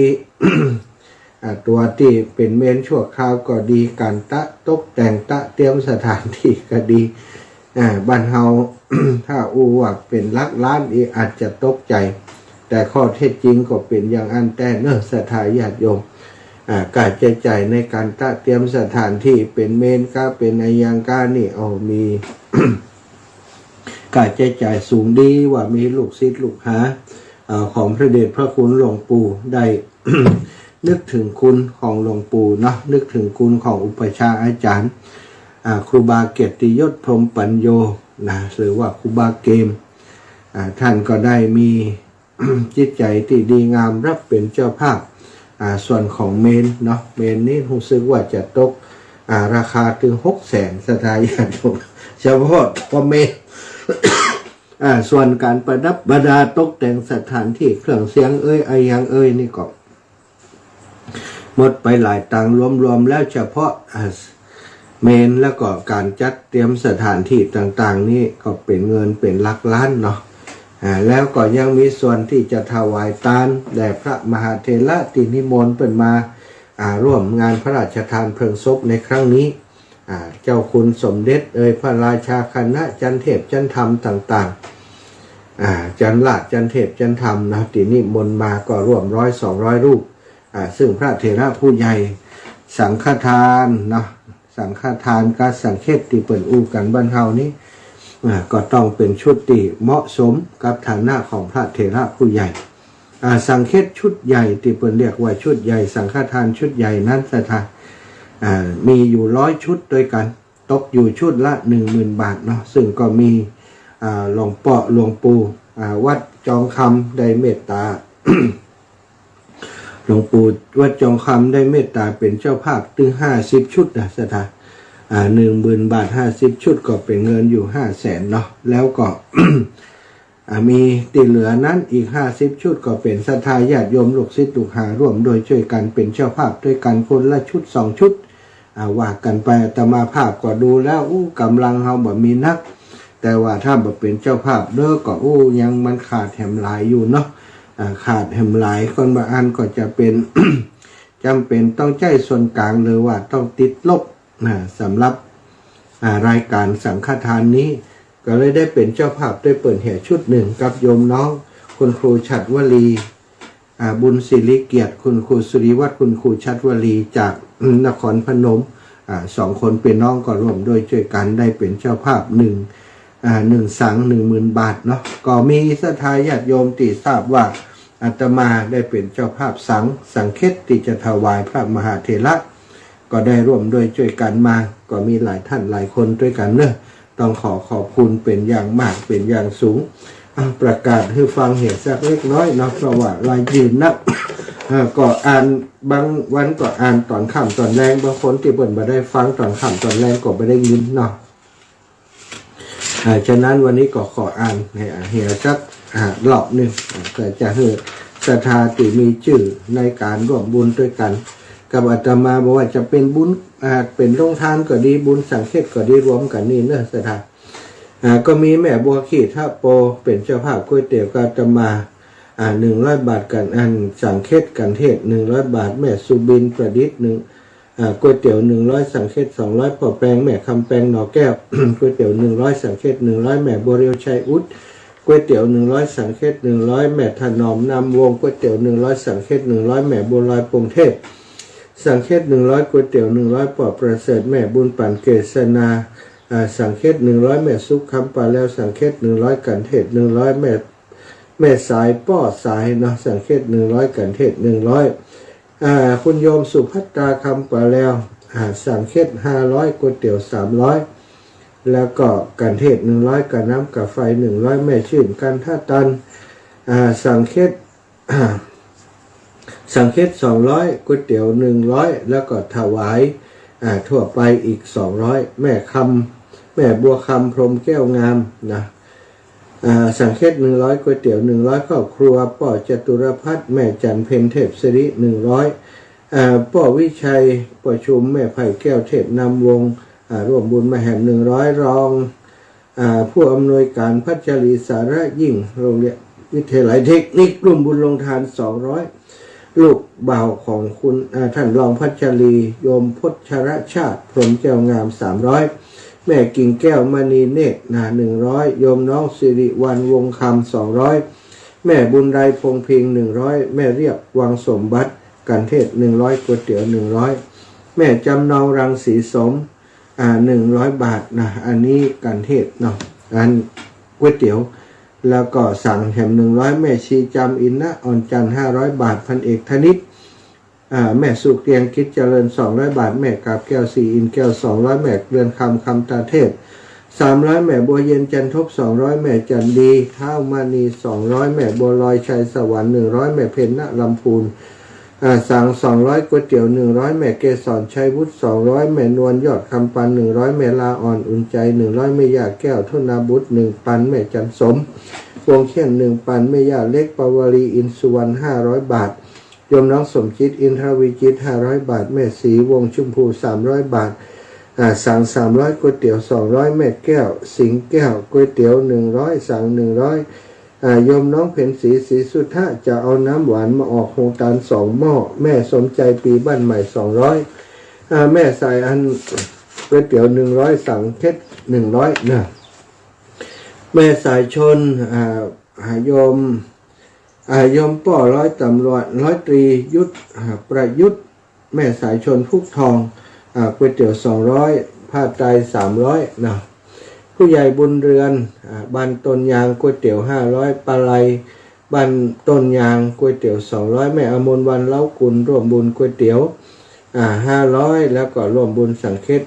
500เป็น 1,000 บาทแม่บัวลอยสายเขียวก๋วยเตี๋ยว100สังเฆต100แม่ทองสุขแลกันทะ บ้านนางแลก๋วยเตี๋ยว100สังเฆต100แม่ศรีสุรินทวงศ์ร่วมสังเฆต200บุญบานเพชรทาแม่บุญบานเพชรทาสั่ง100แม่จินดาใจยามีสั่ง100ก๋วยเตี๋ยว100น้องสุขใจยามีพร้อมครอบครัวก๋วยเตี๋ยว100สั่ง200แม่บุญยา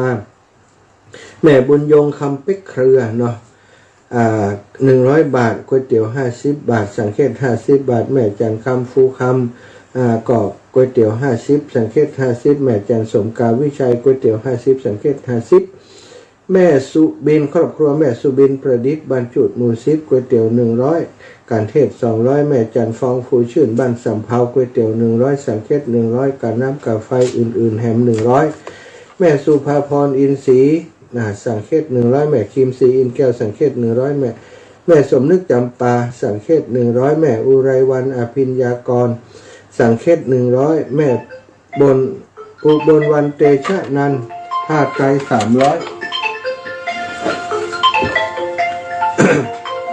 แม่ละอ่อนอุ่นใจสังเฆต100ก๋วยเตี๋ยว100แม่บ้านเย็นจันทะวงศ์ว่ายังได้แม่อีแม่จะห้องจันเพชร100นะลูกเนอะเจ้าได้เจ้าแม่แล้วอีแม่ได้ไปแม่จะพาแม่บัวเย็นไปเนอะได้เจ้าแม่เจ้าจันเพชร100เนาะเจ้าเนาะสาธุเจ้าสาธุเจ้าสังเฆต100แม่บานเย็นจันทะวงศ์แม่ทองสุขสีที่นิวสังเฆต100ก๋วยเตี๋ยว100แม่การจนาชัยนลินก๋วยเตี๋ยว100สังเฆต100แม่มอนเตียมบุญฟูสังเฆต200ก๋วยเตี๋ยว100ปอช่วยแม่นันสมบูรณ์สังเฆต200ก๋วยเตี๋ยว100แม่บัวเรียวคัตตระกูลสังเฆต100ก๋วยเตี๋ยว50แม่มณีสมบูรณ์สังเฆต100ก๋วยเตี๋ยว100นายทูลนางศรีตาทรัพย์สังเฆต100นายทิวาปวีนาปิยบุตรสังเฆต100แม่บัวลองไข่จรคำศรีดอนชัยสังเฆต100แม่พงศรีบุญฟูสังเฆต100ก๋วยเตี๋ยว100แม่ประพินหนอแก้วพร้อมครอบครัวสังเฆต100ก๋วยเตี๋ยว100แล้วก็แม่เกียงคำ สิริวงศ์นะสังเขต200คุณครูชนะกมลสังเขต100แม่บัวไขวงหารสังเขต100ปลาแก้วลุงกำสังเขต100โยมน้องวินัสนีแก้วเดียวสังเขต100แม่เรนูชัยวงสังเขต100ก๋วยเตี๋ยว100แม่บุญนักวุฒิเดชสังเขต100ก๋วยเตี๋ยว100แม่วิอินชัยอุดนะปุ่นบันแม่สาบเสมอเนาะสังเขต200แม่ขจรสารพีพร้อมครอบครัวสังเขต200นะแล้วก็แม่วิอินนี่2ตีกันนี้กวดตกลงแม่หลวงมีวงชมพูนะตะกี้นะโยมแม่บัวเงินราชบุรุษได้เป็นสะพานบุญมาสังเขต100ก๋วยเตี๋ยว100คุณโยมกนกพิชัยนาสังเขต1ปันก๋วยเตี๋ยว1ปันแม่อมพรแซ่บูสังเขต200ก๋วยเตี๋ยว100นี่ก็ขออนุโมทนาบุญแล้วสดๆร้อนๆแม่บรรเย็นจันทะวงศ์สังเขต100ก๋วยเตี๋ยว100เนาะแม่บรรเย็นจันทะวงศ์ตะกี้นี้นะแม่บรรเย็นจันทะวงศ์จะฝากแม่บัวเย็นมาเย็นเหมือนกันเย็นจันทะวงศ์กับบัวเย็นจันทบบานเย็นกับบัวเย็นนะแม่บานเย็น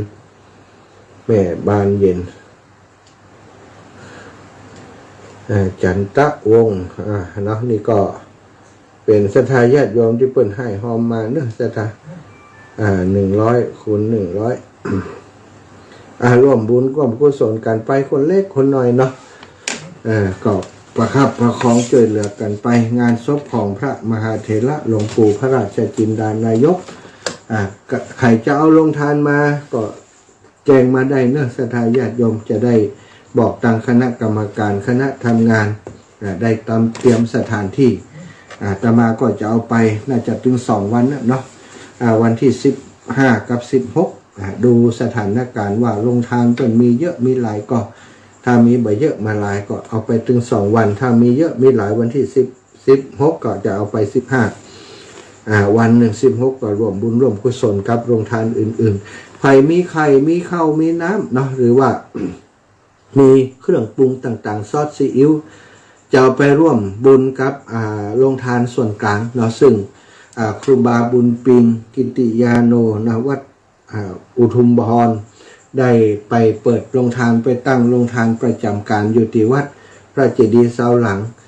ตั้งแต่วันที่10มาแล้วศรัทธาญาติโยมจนถึงวันที่16ตอนกลางคืนเพื่อจะปิดโรงทานเนอะ ใครจะไปร่วมบุญมีพักมีไหมมีไข่ไก่เนาะมีอะไรอย่างต่างๆมีเนื้อหมูกะมีอย่างกะจะไปร่วมบุญกับโรงทานของวัดพระเจดีย์เสาหลังโดยการนำของท่านครูบาบุญปิงกิติยาโนก็ไปร่วมบุญได้ที่วัดพระเจดีย์เสาหลังท่านได้เลยเนาะส่วนจะเป็นเจ้าภาพ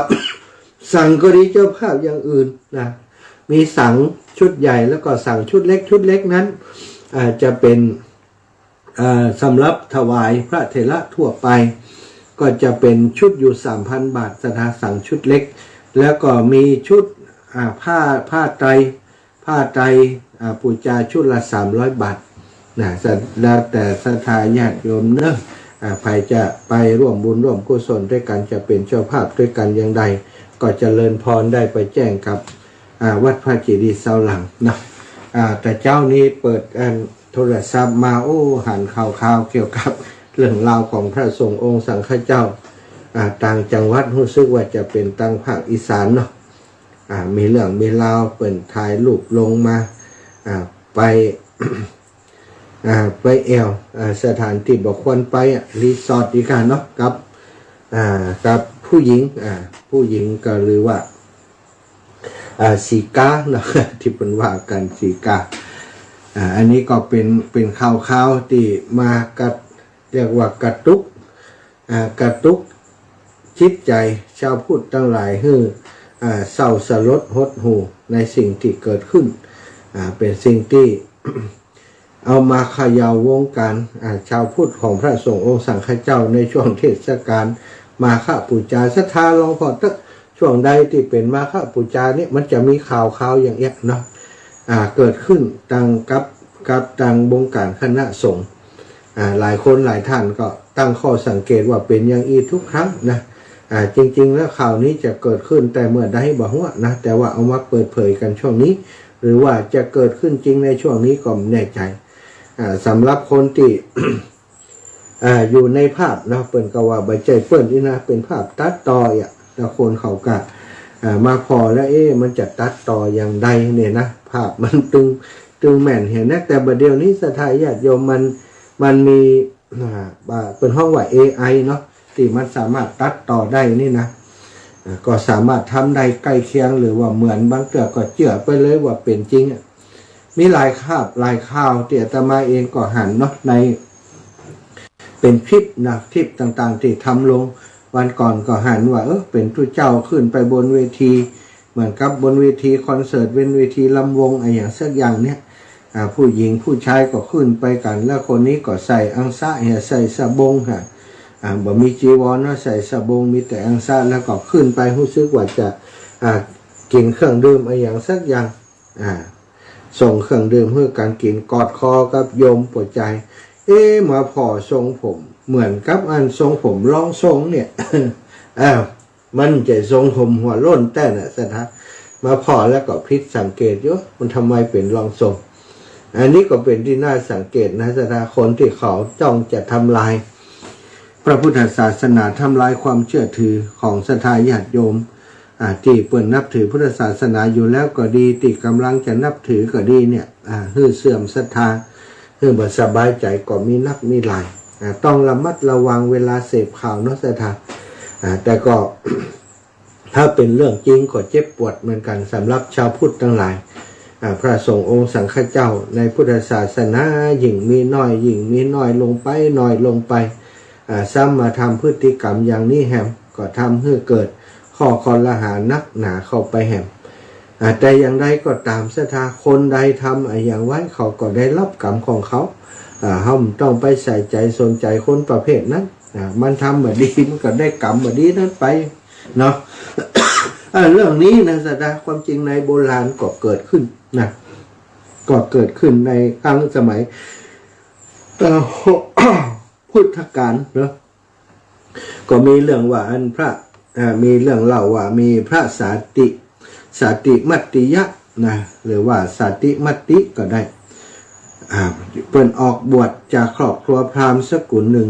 ในเมืองมคธในแคว้นมคธเปิ่นมีบุญมาก่อนบวชได้บ่เมินนานก็ปฏิบัติตามครูบาอาจารย์ที่เปิ่นสั่งสอนก็ได้สำเร็จอภิญญาหกก็มีอิทธิวิชาคือมีอิทธิวิธีได้แก่ญาณที่ทำแสดงฤทธิ์ต่างๆได้เช่นหายตัวได้ในศรัทธาเดินตรงนี้ก็เดี๋ยวไปโผล่ตรงโน้น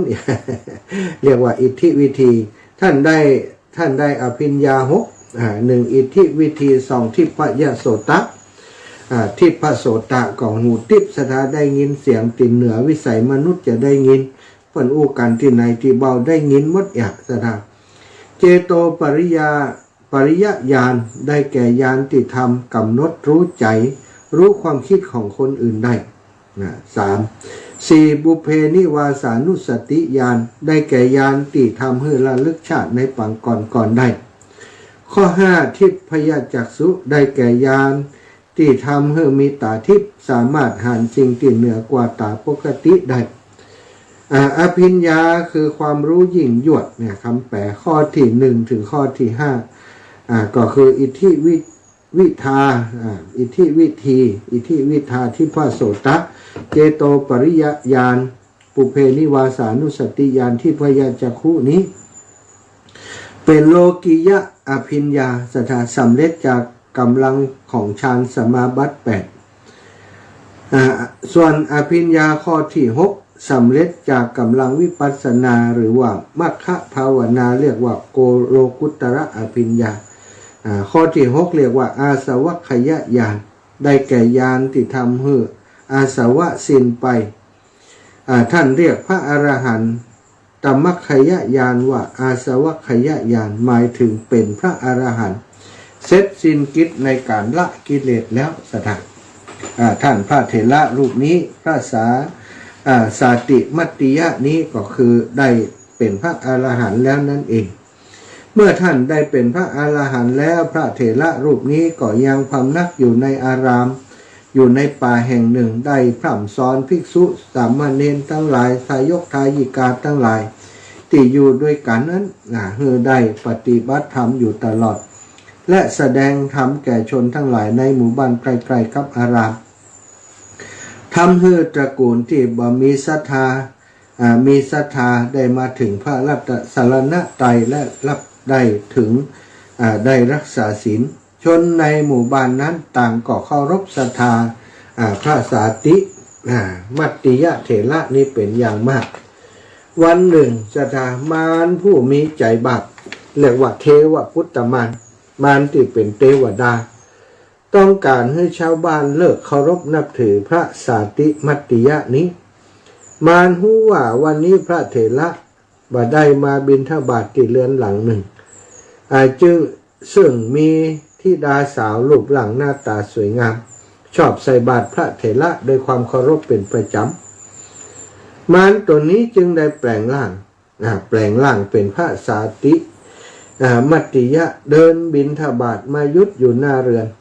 คนในเรือนหันแล้วก็บอกหญิงสาวรีบจัดอาหารออกไปใส่บาตร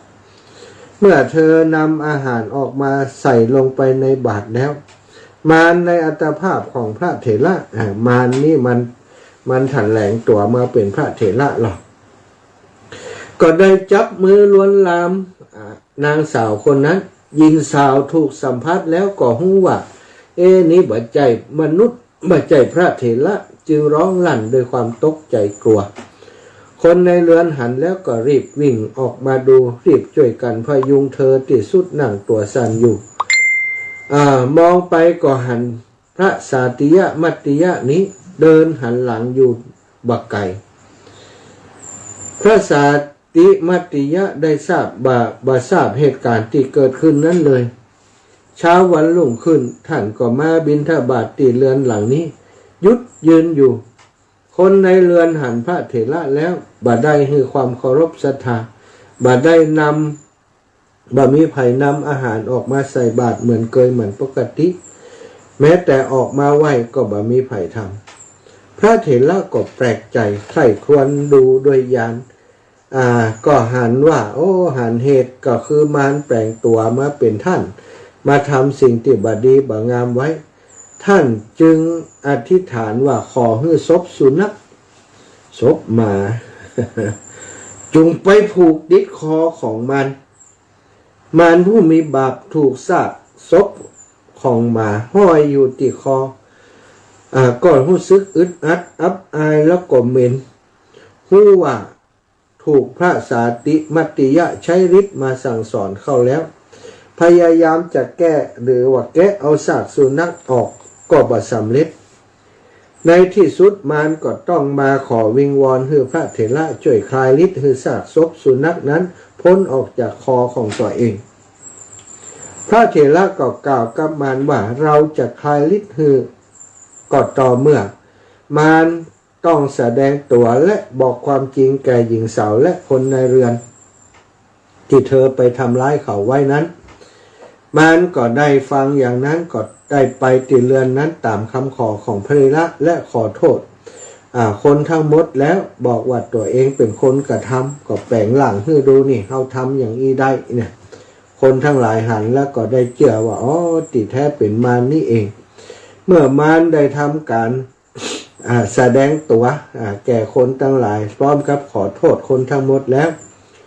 สุนัขซากสุนัขนั้นติดผูกติดคอก็ได้หายไปคนในเรือนทั้งหมดก็ได้หู้ความจริงเมื่อหู้ความจริงก็รีบไปกราบนิมนต์พระสาติมัตติยะเถระนี้ไปติเรือนไปนั่งติเรือนจากนั้นก็กราบขอขมาว่าข้าแต่ท่านผู้เจริญโปรดอภัยพวกข้าพระเจ้าทั้งหลายโดยเถิดพวกเฮาบ่ทราบว่าเป็นการกระทำของเทวบุตรมารของมนุษย์จึงได้ล่วงเกินแก่ท่านดังนั้นตั้งแต่วันนี้เป็นต้นไปข้าพเจ้าทั้งหลายในครอบครัวนี้ขอนิมนต์พระคุณเจ้ามาฉันภัตตาหารที่เรือนของพวกเขาเป็นนิจเถิดขอรับพระสาติมัตติยะก็กล่าวว่าบ่ได้ บ่ได้ถือโทษโกรธท่านทั้งหลายหรอกบ่ต้องมาขอโทษก็ได้ เมื่อก่อนพวกท่านทั้งหลายมีศรัทธาแต่วันนี้ศรัทธาของพวกท่านบ่มีสิ่งใดเป็นของท่านสิ่งนั้นก็จงเป็นของท่านเถิดความบ่เคารพของโยมก็เป็นของโยมนั่นแหละสุทุจริตของอาตมาบ่มีอาตมาบ่ได้ทำผิดหยังทั้งท่านและอาตมาก็ได้เห็นแล้วว่าศรัทธาของปุถุชนเป็นสิ่งที่บ่เที่ยงแท้ครับกรอกได้ไปมาคนทั่วไปประเดี๋ยวก็ฮักประเดี๋ยวก็จังผู้ที่บวชแล้วย่อมบ่ต้องการเอาชนะความรักความชังของคนในสกุลต่างๆอาตมาจึงบ่อาจรับนิมนต์เพื่อรับอาหารจากสกุลเดียวได้เพราะทุกสกุลทุกครอบครัวย่อมหุงอาหารไว้เพื่อพระสงฆ์องค์สังฆเจ้าที่มาบิณฑบาตมากบางน้อยบางตามอัตภาพของแต่ละคนอาตมาจะไปเที่ยวบิณฑบาตตามกำลังแข่งของตัวเก่าที่มีอยู่จะปฏิบัติตามพระดำรัสติดรัสว่าภิกษุทั้งหลายพึงเป็นเหมือนพ่อมรแมลงผู้พึ่ง บิณฑบาตไปเที่ยวไปตามดอกไม้ต่างๆบ่ทำให้ดอกไม้ช้ำฉะนั้นนับแต่วันนั้นพระเถระก็ปฏิบัติตนดุจเดิมคือเที่ยวบิณฑบาตไปบ่ผูกพันใกล้ชิดกับสกุลใดเป็นพิเศษคติธรรมสำหรับคำของเรื่องนี้ศรัทธาความเลื่อมใสของปุถุชนมีความบ่แน่นอนเปลี่ยนไปเปลี่ยนมาได้พระท่านจึงมักย้ำว่าถ้ามีศรัทธาต้องมีปัญญากำกับอยู่เสมอศรัทธาเนาะอย่างเรื่องราวต่างๆที่เราได้ฟังข่าวพราวกาที่เกี่ยวกับพระสงฆ์กระทบมากับพระสงฆ์ทั้งหลายศรัทธาอีป่ออีแม่ก็พิจารณาดูด้วยปัญญาของเราเองเรื่องมันจะจริงจะเท็จชักบอกใดจริงหรือเท็จอย่างใดก็ตามคำสอนของพระพุทธเจ้าของพระพุทธศาสนาก็ยังเป็นคำสอนที่เราสามารถประพฤติปฏิบัติได้บุคคลที่มาบวชในพุทธศาสนาคนดีที่เป็นคนดีพระภิกษุสงฆ์ที่เป็นคนดีก็ยังมีนักมีหลายก็นับถือไหว้สาแต่คนดีส่วนคนที่มันบ่ใจคนที่บ่ดีก็บ่ต้องไปอุปถากอุปถัมภ์ดูแลเนาะมันทำลายคนกลุ่มที่ทำลายก็ทำลายศรัทธาคนที่พยายามจะสร้างความศรัทธาเลื่อมใสก็พยายามสร้างความศรัทธาเลื่อมใสบาปเป็นของคนทำเนาะเขาทำอย่างใดเขาก็ย่อมได้อย่างนั้นโดยเฉพาะคนที่ทำผิดพระธรรมวินัยของพระพุทธเจ้าศรัทธาญาติโยมทั้งหลายสวรรค์บ่ได้ไปปอก็ยังต้องตกนรกมกไหมก็อู้กันตามจริงชีวิตของพระสงฆ์ขึ้นอยู่กับศรัทธาญาติโยมอาศัยศรัทธาญาติโยมกินอยู่แล้วก็ไปทำสิ่งที่บ่ดีทำให้ศรัทธาญาติโยมเกิดความ เกิดความบัศรัทธาเลื่อมใสในพระพุทธศาสนาถึงกับบางคนนี่เลิกทำบุญใส่บาตรตักบาตรไปเลยก็มีอันนี้เรียกว่าทำให้คนที่เปิ่นนับถืออยู่แล้วเสื่อมความศรัทธาเสื่อมความนับถืออีปล่อยอีแม่ทั้งหลายก็พิจารณาดูเนาะอันใดถูกอันใดผิดก็ช่วยกันสอดส่องดูแลพระพุทธศาสนาไปโดยกันภิกษุภิกษุณีอุบาสกอุบาสิกามีหน้าที่ในการเผยแผ่น้ำธรรมคำสอนของพระพุทธเจ้าภิกษุบดีก็ต้องดูต้องกำจัดออกไปที่ดีเขาก็อุปถากอุปถัมภ์คำชูดูแลเปิ้นเอาบุญเอากุศลกับเปิ้นต่อไปเอาละศรัทธาญาติโยมตอนนี้16:45 นาทีก็จะปั่นเวลาให้ศรัทธาญาติโยมได้โทรเข้ามานะตอนนี้ก็อู้ไปก็ไอไปโดยจำไปโดยศรัทธาสงสัยอาการของไข้หวัดจะมาแล้ว เนื่องจากว่าคนใกล้ชิดเนาะได้ป่วยได้ไข้ก็คงบันหลอดศรัทธาอยู่ด้วยกันนั่งรถไปหั่นไปนี่ด้วยกันก็คงจะต้องดูแลตัวเองต่อไปศรัทธาญาติโยมก็เช่นเดียวกันนะโรคภัยไข้เจ็บต่างๆปัจจุบันนี้เชื้อวัดไข้หวัดกำลังระบาดอยู่เหมือนกันเนาะไข้หวัดสายพันธุ์ใหม่สายพันธุ์ A อีกเนาะแต่กี้ โยมเพิ่นไปโรงพยาบาลมาได้รับการวินิจฉัยว่าเป็นสายพันธุ์เอต้องดูแลตัวเองอาตมาก็ เริ่มไอตั้งแต่ตอนจะเจ้ามาแล้วเนาะก็คงจะเป็นไข้หวัดนะไข้หวัดกินนะไออย่างอีทำไปถึงตั้งบ้านก็ถ้ามันไปตำสายอันเสียงนี่ยุ่งเนอะจะทาติดกันหมด08088441173 โทรมาได้โทรมามาจากันเนาะขอบคุณทุกคนทุกท่านนะที่ได้โทรมามาจัดรายงานผลการรับฟังคือต่างคนจัดได้รับรู้นะถ้าสถานโทรมาก็โอ้สัญญาณดีกัมดีการนี่หมูหู้เลยลาดบุรุษลำปางนี่ยังออกอยู่ก็อย่างลำปางได้ยินก็ลำปางได้ยินกัมได้ยินแก้วกาดโป่งลำปางได้ยินอยู่กัมไหมน่ะลำปางได้ยินไหมจ๊ะได้ยินแล้วลูกได้ยินจะได้ไม่ได้เป็นว่าเป็นไอ้กันบ่าวพักประพรอยู่เลยเนาะพักกาเดี๋ยวก็จัดรายการแล้วก็2 โมง 3 โมงหลดเลยหับเลยกะเจ้าไอ้แม่คนมันหูอ่ะโอ้ย่างพักผ่อนกินยาของปากก็เป็นเสียงโอ้ปากพ่อมันเป็นเสียงแล้วอีเสียงแต่มันอยู่ในคอในหัวกะมันเสียงมันเหมือนตู้ลูกนะคนขี้จมนี่ก็จมหนาใช่แม่ครั้งนี้แม่ว่าแม่หุ่นที่สมองที่แรกในแม่ยังว่าปัจจัยนะก็มันได้ยินเสียงตู้ลูกไข่หัวถึงว่ามันเจ็บจำได้ตอนไข่หัวกะจำได้กับไข่หัวแม่แจ้ตู้นี่เนาะโอ้ยเนี่ยเป็นวัดเป็นไอกินยาไปหาหมอด้วยของเนอเจ้าแม่น่ะไปเจ้าไปได้น่ะเจ้าเลยเจ้าละเจ้าขวางกะเจ้าละเจ้าขวางกะเจ้าละเจ้าขวางนะกะ73แล้วเจ้าก็เป็นกำเจฟังลึกเจ้าแม่เป็นกำลังใจให้นะสาธุเจ้าแม่เจ้าเจริญพรอยู่ใกล้กันแม่ประพินหนอแก้วบรรจุมาแล้วเจ้าไหว้สาเจ้าท่านอาจารย์เจ้าโยมแม่นั้นแม่โอนตันไปให้เราเด้อโอนแต่เจ้านี่บ่ได้ได้พอดีลูกไปเพิ่นมาแอวเจ้าลูกไปวันนั้นนะกะเจ้านี่ไหนจ้าลูกไปติป้ากันวันนั้นนะกะแม่นนะเจ้าเป็นแม่ป้ากันแล้วกันเนาะเจ้าอนุโมทนาบุญด้วยนะเจ้าจ้าขอบคุณครับตุแม่ประพินนอแก้วบรรจุหลวงปืนไห่หอมมาเนาะแม่ประพินก็หอมตึงก๋วยเตี๋ยวแล้วก็ตึงสังเค็ดอย่างละ100 บาทอนุโมทนาบุญขอบคุณเป็นอย่างสูงทุกคนทุกท่านเนี่ยใครจะไปเองก็สามารถไปร่วมบุญกันที่วัดพระเจดีย์ซาวได้ถ้าบัดได้ไปก็ฝากไปก็ได้เนาะฝากไปอาตมาก็เอามาร่วมในโครงการของอาตมาปุ๊บหรือว่าศรัทธาจะร่วมอย่างอื่นก็สุดแท้แต่ศรัทธา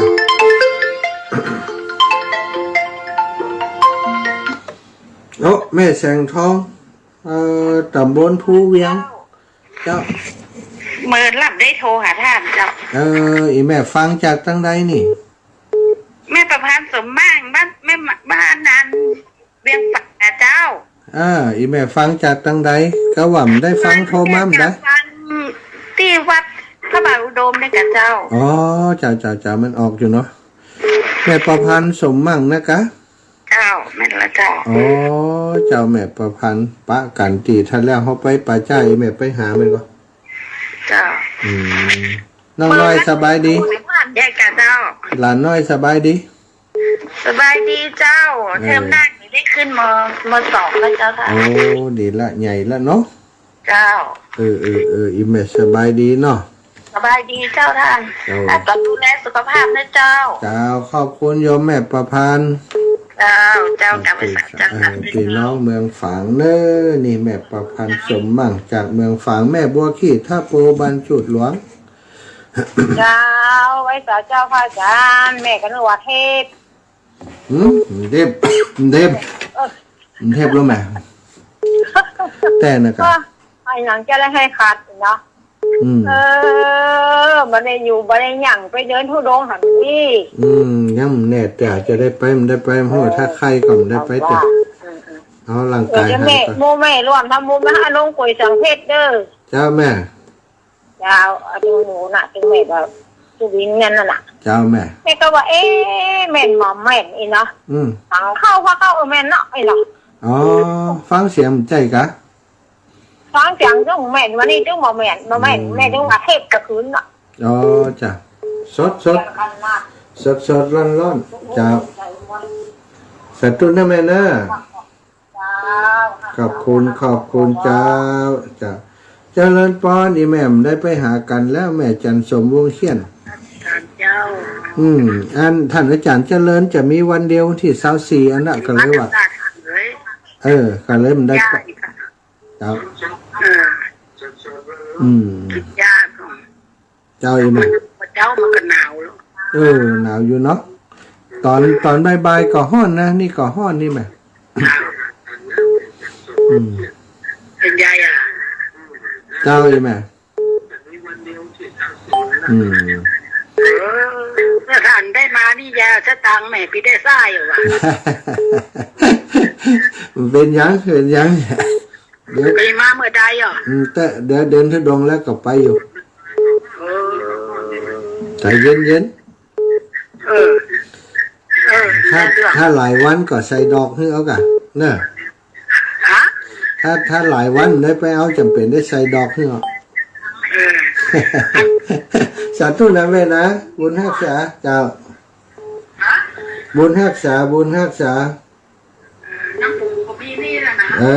เดี๋ยวดีสาวน้ำปูคนยะงาม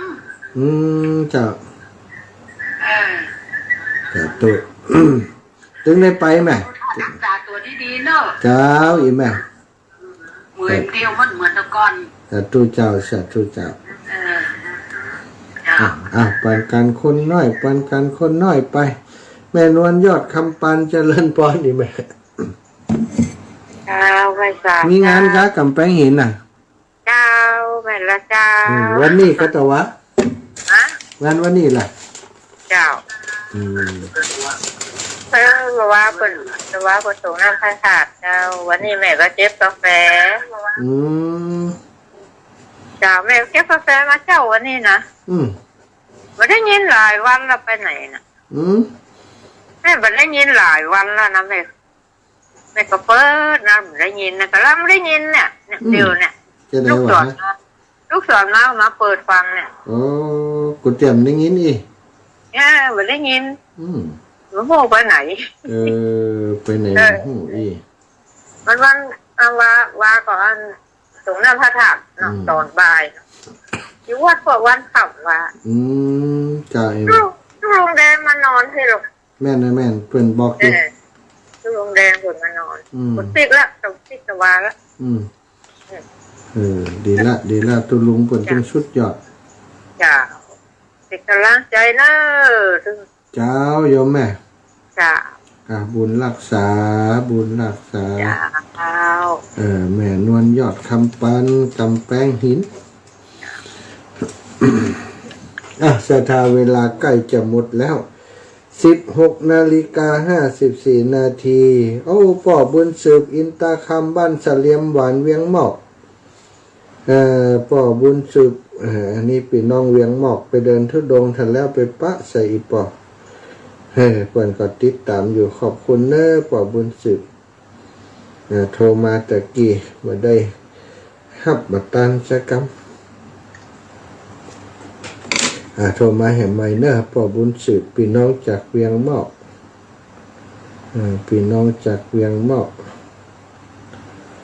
โทรมาได้เลย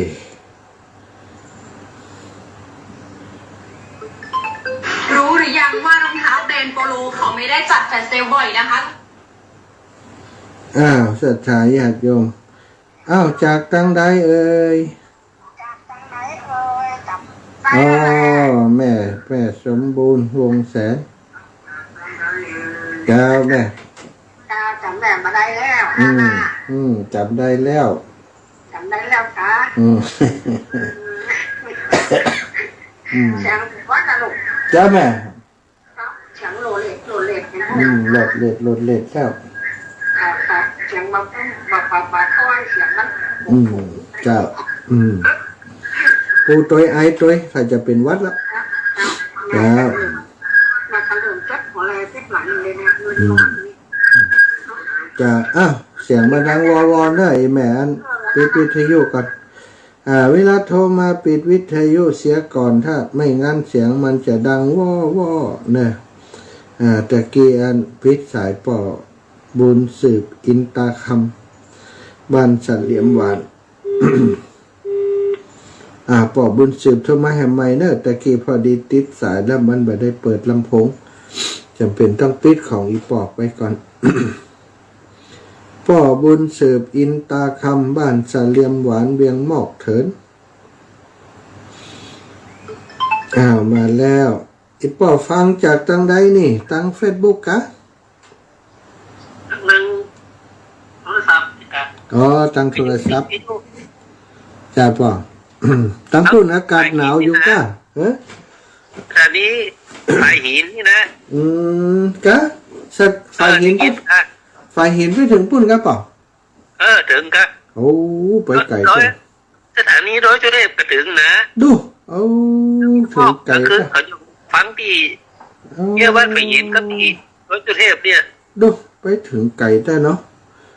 ไปไกลยังก็ข้ามเมืองรีบไปดูไปถึงเถินเบิ่งดูปะท้อสถานีนี่เป็นสถานีใหญ่เนาะยันตายขึ้นสีขาวฝ่ายหินน่ะมันตั้งไม่ไกลใจโอ้ไปถึงเมืองหมอกแล้วก็ที่สร้างเม็ดนั่นเริ่มสร้างหรือยังเตียนทุ่งโป่งนี่สร้างแล้วป่อตีเวียงหมอกนี่ยังบ่ได้อู้กันน้ำเตือกะยังสรุปกะเดี๋ยวจะช่วยส่งไปเราหมุนตัวอีกเด้อจ้าได้กำป่อได้ส่งถ้าโอนมาแล้วก็จะบอกเนอะจ้าได้เลยเนอะป่อเนอะป่อบุญสุดเอาบุญกับสร้างเมนไว้เนาะจ้าดีสะดอกข้อต่อชะตาเนาะครับไว้สายครับผมวันนี้ครับป่อขอบคุณหลายป่อบุญสืบบ้านสัตว์เลี้ยมหวานเวียงหมอกเถินแม่ศรีสุรินทวงศ์ตันก่อยแม่58แล้วตันแล้วเนอะแม่ศรีเนอะขอบคุณศรัทธาทุกคนทุกท่านที่ติดตามรับฟังรายการวันนี้ขอความสัตย์สดีความสุขความสวัสดีจงมีแก่ศรัทธาสาธุชนคนดีทุกคนทุกท่านเนอะจัตตารโอธัมมาวัฏันติอายุวโนสุขังภา